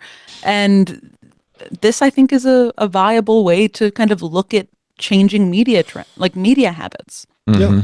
There's another study that I quoted in my book, that people think that YouTube radicalizes, but there's a lot of research now that says no, people don't come to those crazy videos on YouTube through YouTube. YouTube is a library for extremists outside, so they link to that video directly. And it's not YouTube that drives them there. It's the movement that already exists that drives them there. So, and one thing that my communication researcher, scholar friends get really angry about, I'm thinking Siva Vaidyanathan goes crazy about this, is that you cannot look at one medium or one platform in isolation. And it makes it really hard to research, but whoever is being influenced by this crazy shit, sorry, John, I'm sorry, wherever you are, this crazy stuff, thank you, is on YouTube and is on podcasts and is on Substack and is on Reddit and is on wherever. And also has friends that goes to a bar, and the influences are many, and it's not so easy as saying that one medium or 5 YouTubers cause this. They don't. What should we do about it? Is there anything to do about it, or is there no prescription? Well, this is my argument is in my books is that we don't have a pluralistic. This is going back to Hannah Arendt. We don't have a pluralistic society. There's no competitive, community-based pull on some people, and loneliness is the mine that the extremists go to. And that if you are alienated from your community and from society, and I come knocking with what looks like a really appealing club to belong to, and that I can belong to that, that's what makes. So this goes back to bowling alone. This goes back to meetup. This is exactly the fear that Scott Heiferman tried to deal with meetup. And I think he had a very positive effect for some people who now can go to their pug meetups and have another community connection there. Nextdoor wanted to do that, didn't do such a good job of it. Well, Teens don't have malls to hang out in anymore. You're right. The malls. All they have is the Joe Rogan experience to listen to. Well, and I guess that's in a way what I was saying when I said we used to be the biggest influence is our peer group, but if you don't hang out with other people, you don't have a peer group. Well, now your peer hang group out is online. Here. It's online. Hang out with them online. Well, that's not online. You got it. That's what we keep on thinking that online is the thing we're interacting with. We're not. We're interacting with people. We got to see the trees for the forest. Yeah, but you have to understand. Meeting somebody in person is completely different from talking to them on Discord. It's not an interaction. Right? Like, that's not the same thing. How dare you say that to my friends? They're not your friends. Did you hang out in malls, Paris? Yeah, a bit. I hung out in malls. Yeah. I definitely wandered around quite a bit. We have my pause is because in Florida you have indoor malls and outdoor malls. And I was thinking of it in terms of indoor malls. But if I include outdoor malls as well, yeah, I hung out in malls. That's quite a taxonomy of teams. Do you think the pendulum will swing the other way and that we will start to crave in-person human contact and we will once again recreate those peer groups? No. Got to be worth it. We're all going to live in our little pink shell. But we're not in our shells. What are we doing right now? I'm not in California. Technically, we're all in our homes by ourselves is what we're doing. Yes, exactly. But we are talking. Well said. Well said, Paris. But I feel socially stimulated. Absolutely. Not everybody's on a podcast, though. Some people are listening to a podcast. I think almost everybody is on a podcast now. That's the problem. You're listening to the show formerly known as This Week in Google. Somebody in the chat room said, when is this going to be intelligent machines? When are you going to talk about something interesting? That's going to happen February 5th, Paris's birthday. We will rebrand the show. No, we will not change the feed. So if you're subscribed, you'll continue to be subscribed. No, we will not change the count because I'm not throwing away 805 episodes. So, not me. So it really isn't going to change much. And frankly, as much as I'm going to try to change the topic of conversation, I doubt that's going to change much either. So we're still going to be talking about all this stuff. In the words of Sam I think Altman. I've been on more of these shows more twigs than you have, Leo. No. We've done this before. Definitely. No. We have? We've had the how many twigs has each person been on? Patrick's getting the stats. He's pulled them before. And now the Google changelog. Yeah, jeez, Benito. We're not there yet. He'll fix it in post. Google will I only have one. I put one thing in there. That's it. Google will let you control your Chromebook with what part? What body part you think? Your face. What were you thinking? What does this mean, Jeff? Are you excited about this? No. Is this I hope it lets me lick the screen of the Chromebook. That's what I want. Here. I think it's an accessibility. Well, I've got to show you something you may be amused Here's by. the video from.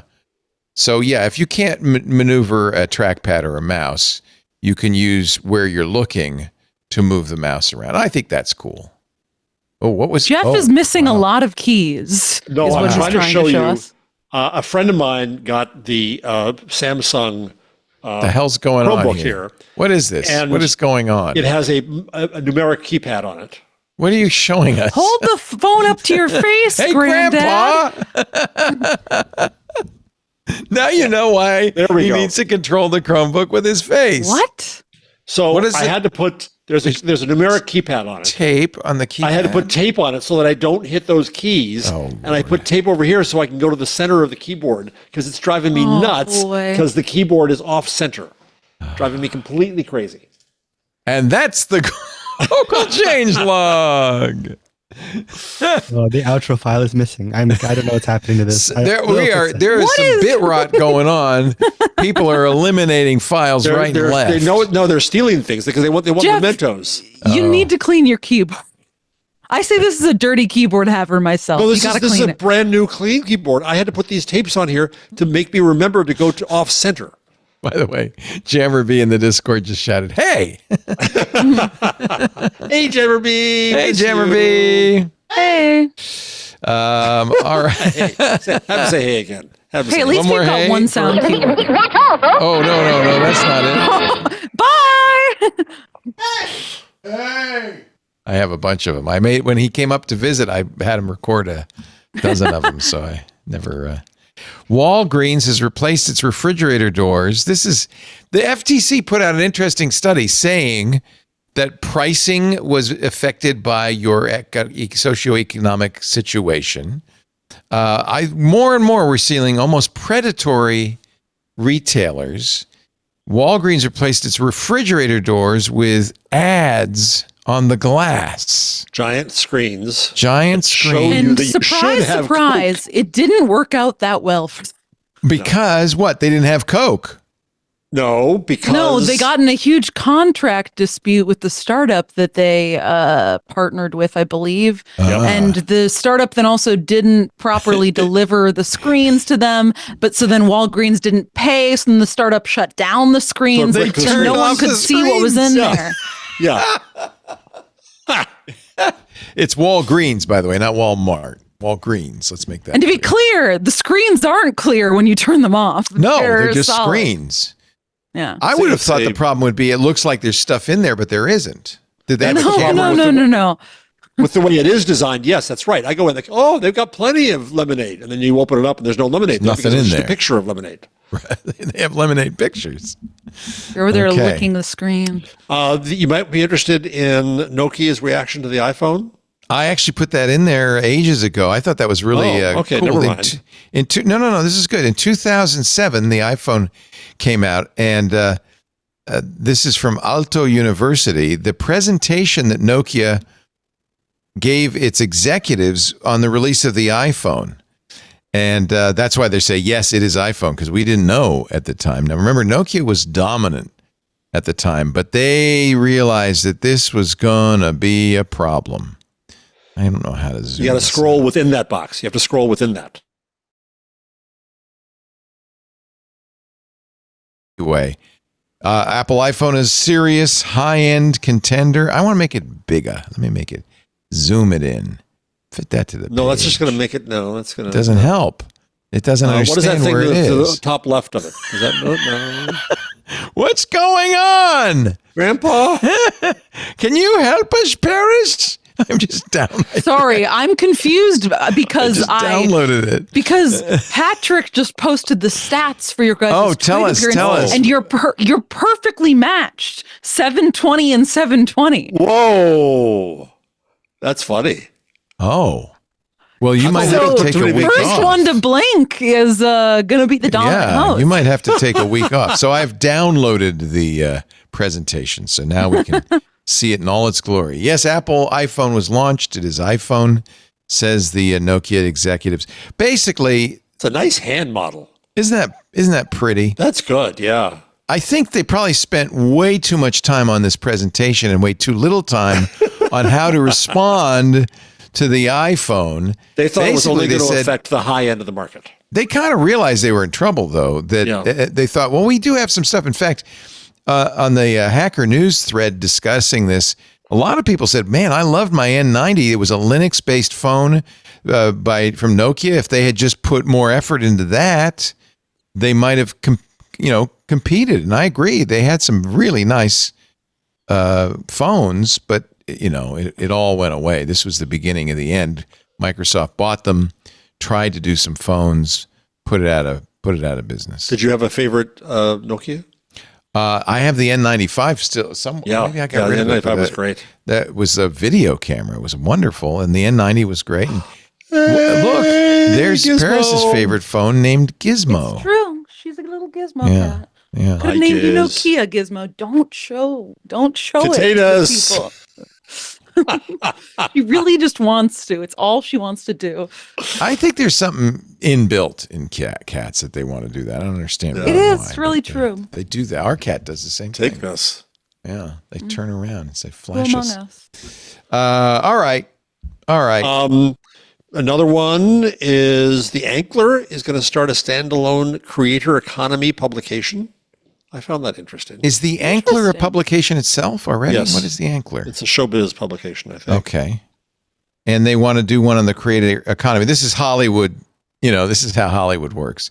We need to understand this creative economy. But somebody get me a creator. And so they're going to make a publication, a digital newsletter. The Ankler's like Puck, huh? I do subscribe to Puck. I like Puck. Yeah, I like Puck. Veteran tech and entertainment journalist Natalie Jarvis, standalone Substack newsletter, $129 a year. Okay, the information has a creator economy expensive event once a year. Well, that's true. But we also have a free creator economy newsletter. Okay, so get that instead. It's better. Like and subscribe. Free, even if you don't subscribe to the newsletter is a free newsletter. I mean, you might not be able to read all the things linked. All of our newsletters are free except for the electric. Is Martin's free? Yes. Oh, wow. Mm-hmm. Good stuff over at theinformation.com. Subscribe and click and subscribe and like. I hate this whole creator economy thing. You never started did you ever think you were going to start a podcast for creators? You are a creator, Leo. You're the one. You were part of the creator economy. What? No, because I did radio shows and TV shows as a sideline, but mostly radio shows. And then when I found out I could just distribute it on the internet, I said, well, it's just a radio show on the internet. But no, you didn't just distribute it. You made something new. Truly. I made a company. And then we did video, which was kind of kooky. Now everybody does live video, but at the time it was kind of unusual because it was expensive. I remember for a while whenever I'd come to guest on Twit, I was like, just explaining to people, I was like, it's a podcast, but there's video on it for some reason. How weird, right? Yeah. How did you discover Paris in the first place, Leo? I don't know. We had you on Twit. When I was at the Outline. Yeah. Someone reached out to me and I was like, all right. Yes. I was nervous the first time I went on Twit. Well, we're going to have to find that episode and take a look.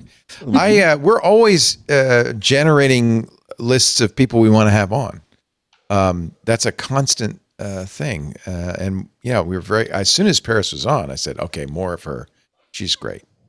True that. Yeah. And then when Stacy left, Paris was my first choice for replacing Stacy. I was nervous. I didn't know who thought it was we couldn't get her. And then I was so happy it was you. Yeah. Yeah. It was either her or Ed Zitron. Very different vibe. Very different vibe. Oh, Ed. I love Ed. He's just a character. I adore him. Yeah. He's a quasi New Yorker now. Half the time here. They're calling it the Bassinet backlash. This is rather like the Walgreens story. It's alliterative. Snoo Bassinet Boogaloo. Snoo is a bassinet company. First of all, don't buy your bassinets from Snoo. But anyway, owners accused it of bait and switch tactics after they imposed subscriptions for features that used to be available for free. This is their happiest baby. The creator of Snoo introduced a premium subscriptions for some of the Bassinet's most powerful features back in July. Wow. It's a $1,700 bassinet. Uh-huh. And how much a month is the subscription? $20 a month. What? So first of all, kids, don't buy a bassinet for $1,700. That's people who have more money than sense. It's just a thing to hold your baby. A lot of kids grew up in a drawer of a dresser drawer. That was their bassinet. No, you want to do Leo, the best are you for your speaking kids. from a personal experience? You pull out the drawer, you leave some sheets in there, you put the baby in there. It works great. The internet-connected Bassinet had motions and sounds, including one that keeps the Bassinet's motion and sounds at one level all night. The level lock feature was previously available without a fee. What do you mean one level? What do you mean? You have to pay Does a it go fee up and for it to down? be. Yes. They just randomly increase and decrease it. We're Just going to to run it screw out at with your 3 baby? a.m. They're like, the baby's asleep. Make it rock faster unless they pay $5.99. In 2023, makers of the Miku baby monitor, a $400 baby monitor, elicited similar fury, says the Washington Post, from parents when it introduced it a $10 monthly subscription for features. We really have gone out of control with the subscriptions, haven't we? Yes. But if you have $7 a month, I would like to invite you to subscribe to Club Twit. We'll good never news is increase your levels while you're sleeping. We're not going to take features out if you don't subscribe. We're still going to rest you towards sleep. Yeah. Actually, Guaranteed. what I think we will do is take the ads out if you subscribe. Yeah. And it's really more Only if just, you want to. oh, look at this. In this Washington Post article, concerns about connected devices limiting features are failing completely. Used to be reserved for early adopters, said Stacey Higginbotham, a Consumer Reports policy fellow who co-signed the FTC letter. Now the trend has appeared to have spread to products with mainstream appeal, she says. Do this in my Stacey voice. More connected devices are being sold to consumers at a higher price point, and these high-dollar things are causing a lot of consumer pain. It's hard to feel sorry for the rich tech bro who's just dabbling in devices. But when it's a mom, she's thinking of me. I could tell when she said that, the rich tech bro who's just dabbling in devices. That's me. But when it's a mom who bought something and maybe didn't even realize this was going to happen, it's a little different. I agree. You either have the subscription up front or you don't do it. Actually, we added the subscription a couple of years ago. Happiest Babies snoo changes affect only secondhand buyers. Anybody who rented or bought a new snoo before July 15th gets a free premium subscription for multiple children. It's those who bought the snoo after July 15th who only get 9 months of premium access. Many snoo bassinets. Oh, see, this is, people forget. When you buy a bassinet, you're not the last person to use it. You're going to hand it down. You shouldn't, actually, because maybe there's been a recall and you shouldn't pass down certain things. Okay, but it says They many definitely snoo don't pass down car seats.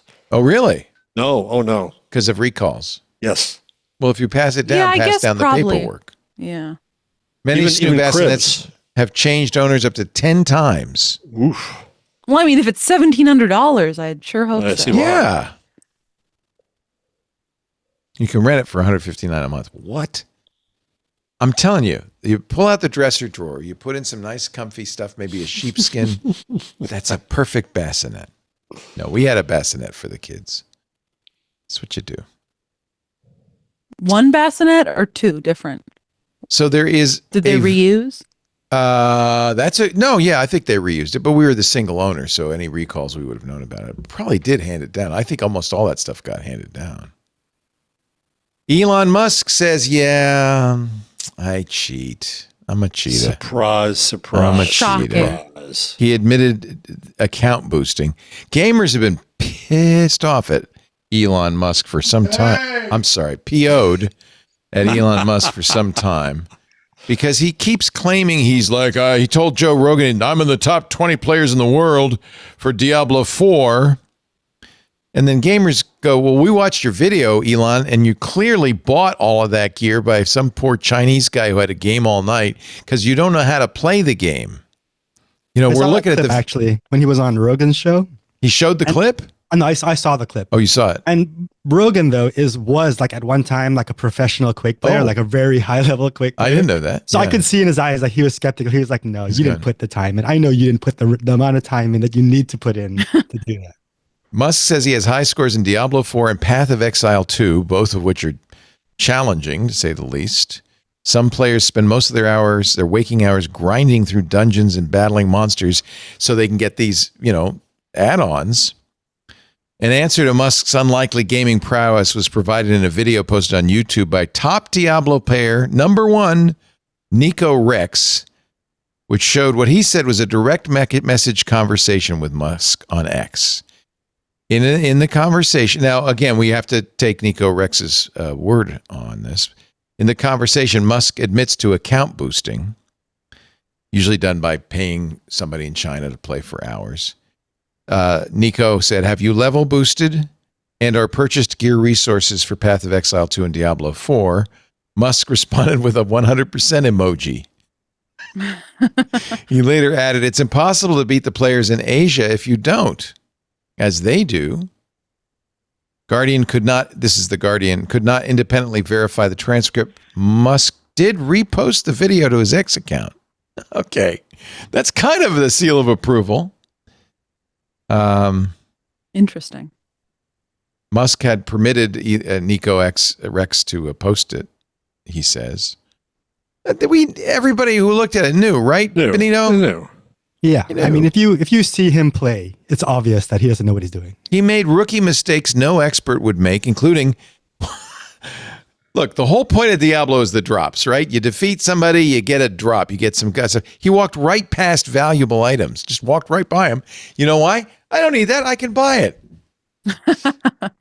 He got into big arguments over people saying, you know, at the end of a conversation with Nico Rex, Musk claimed to be a living god of video games.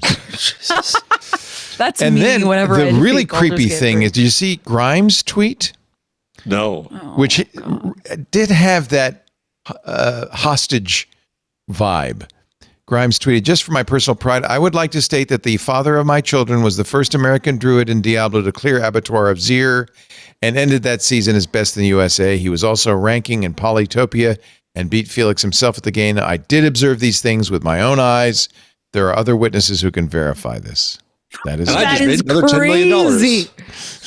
to which Elon says, "Thanks."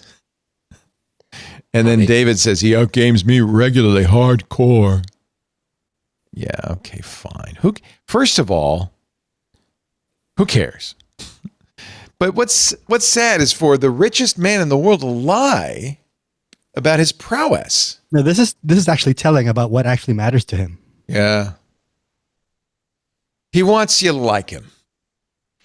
He wants you to think he's the best at everything. That's The best gamer there ever was. Or just like naturally good at anything he tries. You know what I mean? Like that sort of. That's it. He's a genius. Yeah. And if you I don't would believe call it, it sad, but he's nothing sad about him. no, it's just weird. All right, I think we should wrap this up. Get your picks ready, kids, because it's 7:20. Paris has has somewhere a important to hip be. Venue to go to. She's got to go to Bushwick. I've got. Is it one of those house parties I'm so tired. where you know No, the password it's at a full bleep club. It's at a full. Oh, don't say full that. app club. Yeah, it's at people a are going full. to fill the bleep in on a Wednesday night. No. It's at a whole club. Yeah. What are you going to wear? This. I'm not going to change it in my sweater. What? It's freezing outside. Freezing. Everybody will be all bundled up. Everybody's going to be bundled up. Is it a rave? No, it's definitely like some people playing. I don't know, various bands. Like I think 3 or 4 different bands are playing there. In the middle but of it's the at week? a play. Yeah, it's a Wednesday night. It may be a club, but it's like a Bushwick club. There's like a. Are there still raves, or was that a grandpa question? No, there's definitely still raves. I just don't do that. There will always be raves. But not the type where you go to like a parking lot to get the password anymore. I don't think that happens anymore, right? Is that No, after they do. After they burnt down in Oakland, the people I've got stopped some doing rave that. friends, and they're always in a really weird place at like 8 a.m. on a Sunday. They come home with glow sticks and bracelets and.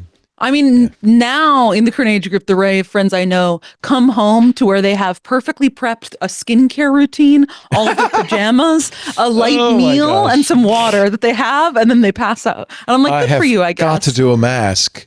I've been up all night. Oh my god. They're like, my skin is so dry from all the So drugs. dry. All right, we'll be back with Picks of the Week. You're watching This Week in Google. Paris Martineau on the left. That is, of course, she is the information.com. And let's not forget, if you've got a tip, a hot tip, her signal is Martineau.01. Send me good story ideas. Send her a good story idea. And that other guy on the right, that's Jeff Jarvis, the author of The Web We Weave, the Gutenberg Parenthesis magazine. I just What would Google do? You writing a new book, Jeff? I am. A cultural history of the linotype in the long century of mass media. That's going to be fascinating. It It is is. I'm colder going in New down. York City right now than it is in Antarctica. It's 11 degrees out here in Jersey. That's why I'm wearing a sweater to the club. This is from Patrick Delahanty. He says the Filchner Ron ice shelf in Antarctica, it's 20 degrees Fahrenheit, colder in New York City. Don't say I don't love my friends. We're freezing here. It was 40 degrees when I woke up. It's pola crazy pola. cold. All right, time for Picks of the Week. Let's start with you, Mr. Jeff Jarvis. Well, we could do a couple of things, but Edelman PR company comes out every year for 25 years with its trust barometer.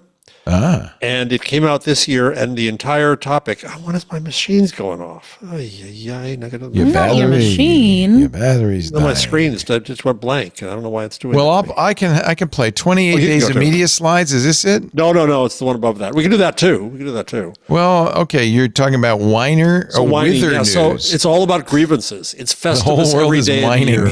There's this Festivus poll. Okay. And so Edelman has 33,000 people. 6 in 10 people hold grievances against business, government, and the rich. Yes. By the way, you know what grievances lead to? All sorts of Gripes. addictive behaviors. Gripes. They lead If to you go back gripes. to my post, I have the screenshots there. Oh, good. Much more useful. Easier. Yes.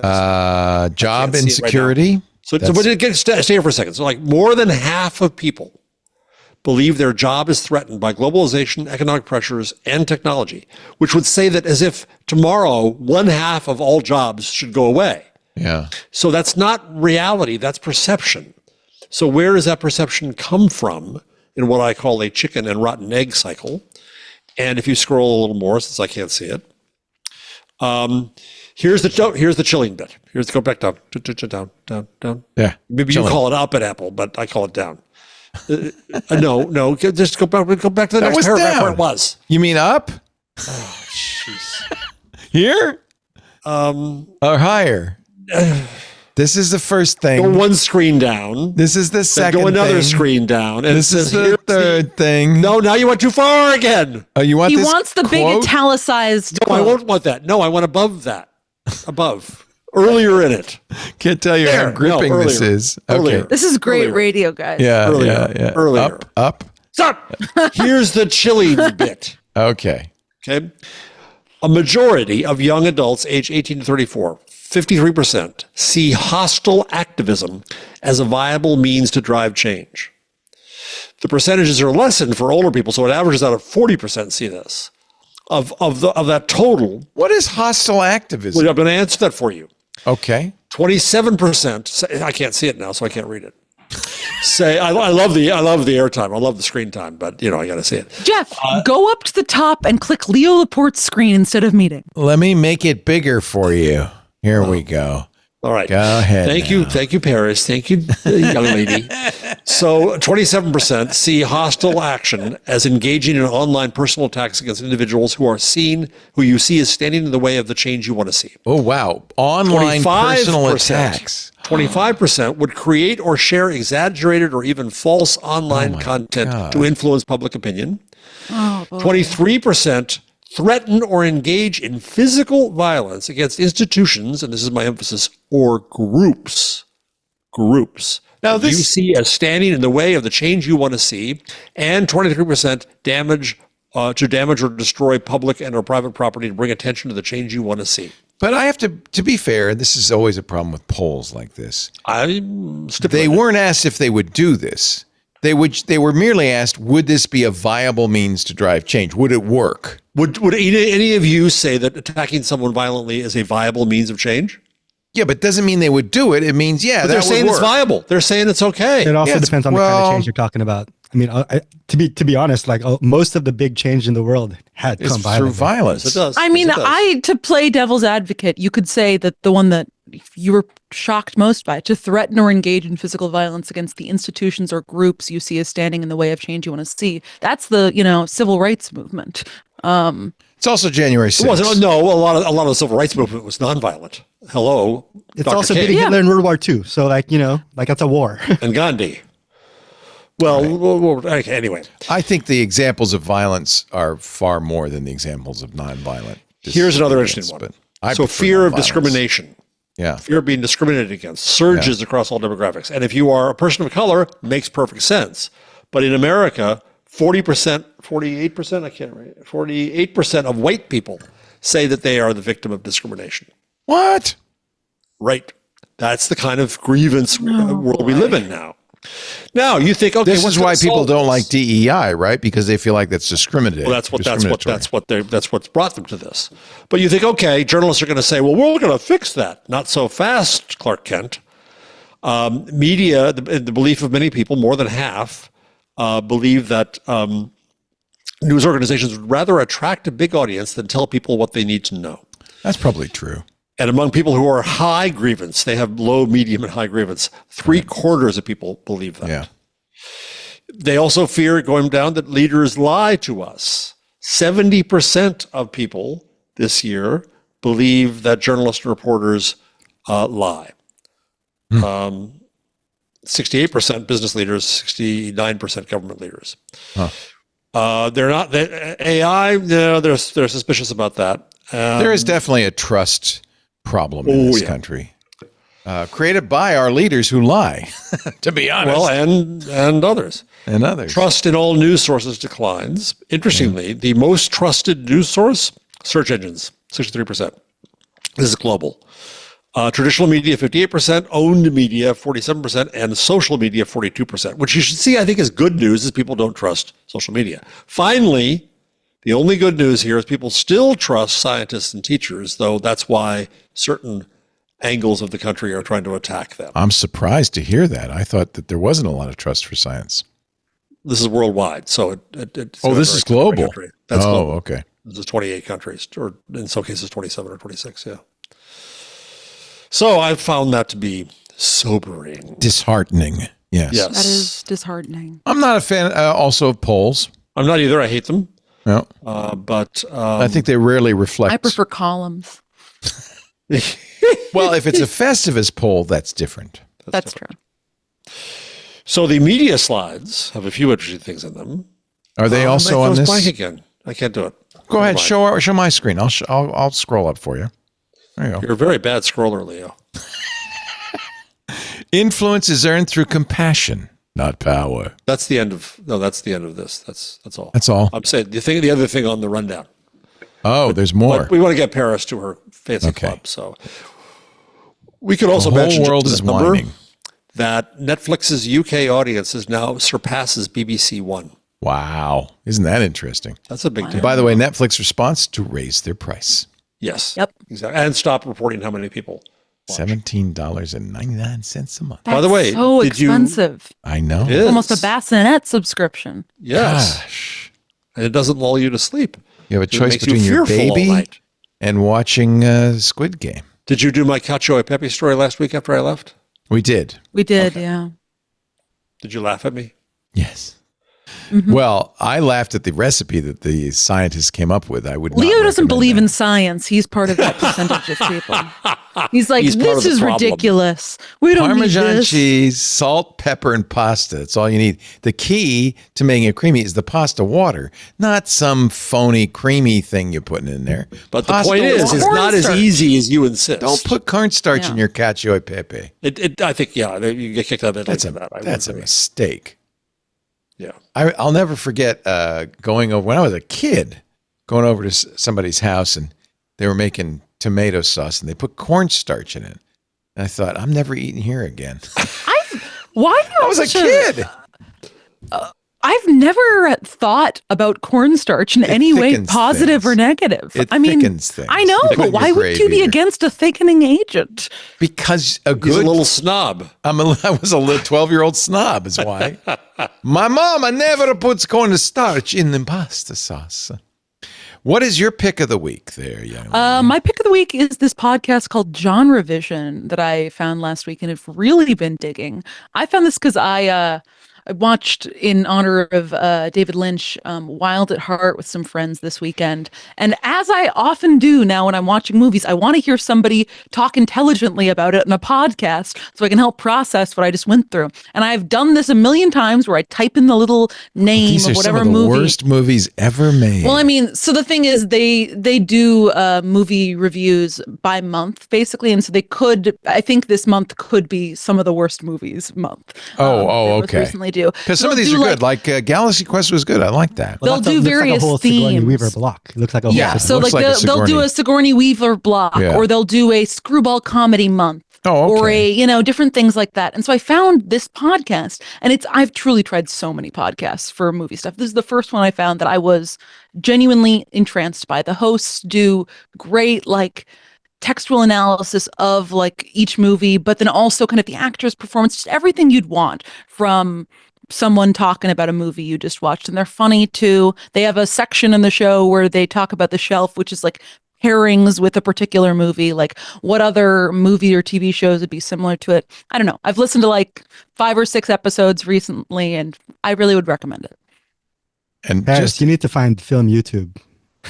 I can't get into YouTube videos at this point. It's been at this But point. it's about film. Like you need to see. what they're Listen, talking I about. know, but it's like if I open that Pandora's box and become a person that consumes you long become a YouTube toxic videos, masculine I will. person. Yeah, I'll join the alt-right and also have no social life because all I will do is watch YouTube Yeah. videos. So YouTube is- right now. I'm just exploring watching movies again. YouTube is like another 5 Yeah. years down the line. YouTube's a rabbit hole. It's easy to fall down and you never get out of. Yeah, I agree with you. This looks good. Genrevision. Did they have Wild at Heart? They did, and they had a great, review of it. I went through Nice. their episode on Vampire's Kiss. One of my favorite films from Nick Vember was fantastic, and I think really did it justice. Nice. I don't know. Would recommend it. So you would probably not go chronologically, but you'd find I would recommend, the yeah. movie. I'd recommend looking up movies you want to hear someone talk about. It's likely that they probably have talked They about have. it. Holy cow. They've been doing it for quite some time, and they really are thorough with. I hesitate to even call them reviews because they kind of like go through everything This I'd looks want great. in like Yeah. a discussion of a film. Wow. Terminator yeah. 2 versus the Iron Giant. That sounds good. Yeah, and so they'll do they put out their schedule like a month or two in advance, so you can watch along if you want to like watch as they go out. But I so far have just been going through their back catalog and listening to like podcasts about movies I've already seen, and it's been delightful. Drew Deitch, Travis Newton, Danielle Ryan, Nick Murray, the people Check them out. of Genrevision. It's at Do they make money doing genrevision.com. this? They have ads?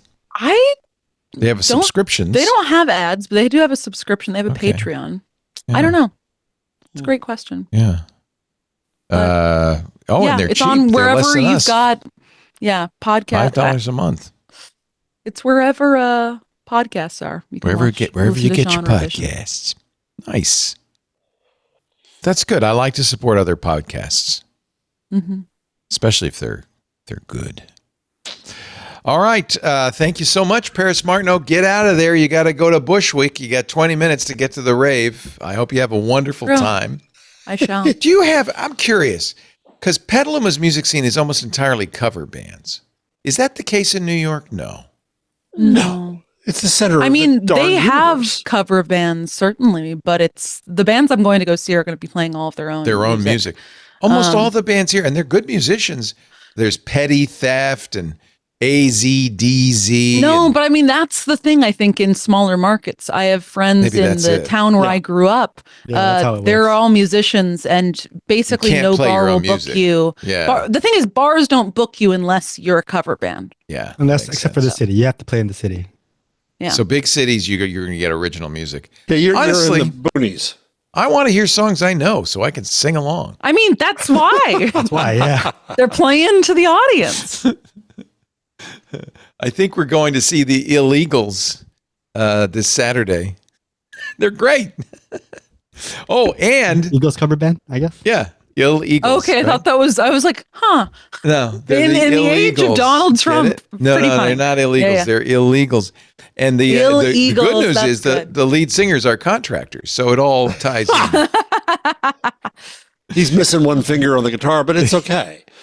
He is the lead singer of AZDZ, which is an excellent AC/DC cover band, and of the Illegals. And he's probably in 3 other bands too. And there's Robbie Baldwin, friend of the network, who's in a bunch of cover bands too.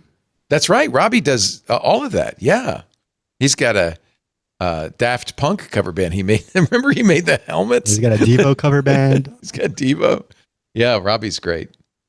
All right, folks. Jeff Jarvis, he is a professor emeritus of journalistic innovation at the Craig Newmark Graduate School of Journalism at the City University of New York. Now playing at SUNY Stony Brook and Briarcliff, Montclair State. the girls' school. Oh, sorry, no, Montclair State.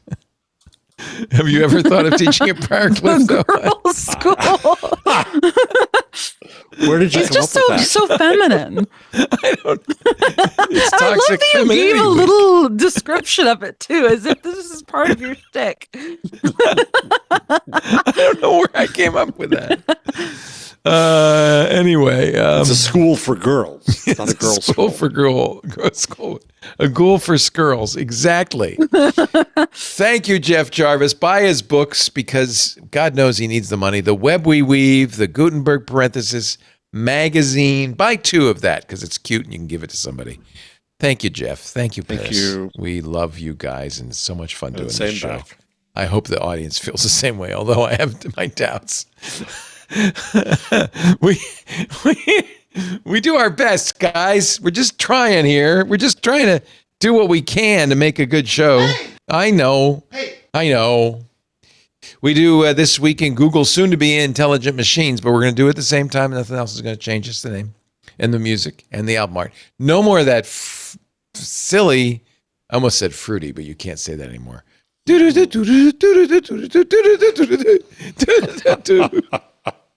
Paris is trying not to even laugh at this. I don't mean that in a bad way. It's just, it's silly. It's a silly little tune. We're getting rid of that. And Benito's writing us. Is it hard rock, Benito? You're going to do something really? I mean, since it's intelligent machines, I was leaning more towards like the synthy cyberpunk. EDM kind of a. Yeah. I want to be able to drive a motorcycle through a futuristic city to it. Yeah, and like, drive through neon. It's like Tron, Yeah, the Tron neon. theme. Okay. That's yeah. Stay tuned. That's going to debut in a couple of weeks. We do these shows every Wednesday, 2 p.m. Pacific, 5 p.m. Eastern, 2200 UTC. Stream it live on 8 different platforms. Yes, we're back on TikTok, kids. 8, count them 8. Discord for the club members, YouTube, Twitch, TikTok, X.com, LinkedIn, Facebook, and Kick. You pick where you want to watch. If you're chatting, I see all the chat comments. Don't worry. So you're in. And you can follow my feeds. Oh, yes. He's on TikTok, X. LinkedIn, and Facebook. Oh, and you you'll do find it there. All of those, TikTok, LinkedIn, and Facebook. Nice. Yeah. So if you're following Jeff on any of those platforms, you'll see that. You can't get away from the show.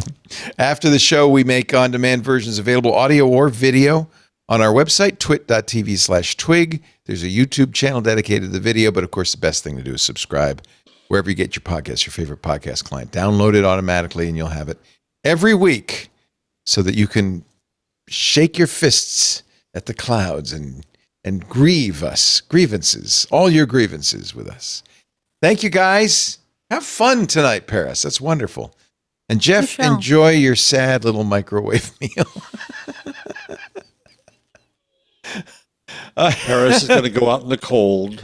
And we're just, I'm you and gonna be I, we're just going to toasty stay in home. my house. I got the TV tray all set up. It's Got the going to be good. Swansons. Got the Swansons ready to Got go the in the oven. Swansons. I love it because it all, I got the fried chicken dinner with the apple pie and the mashed potatoes. You don't have to dirty multiple plates. You don't have to dirty one any plate, plates. and it all tastes the same. It tastes so like if you aluminum. like one part of it, you like it all. It really did taste like aluminum.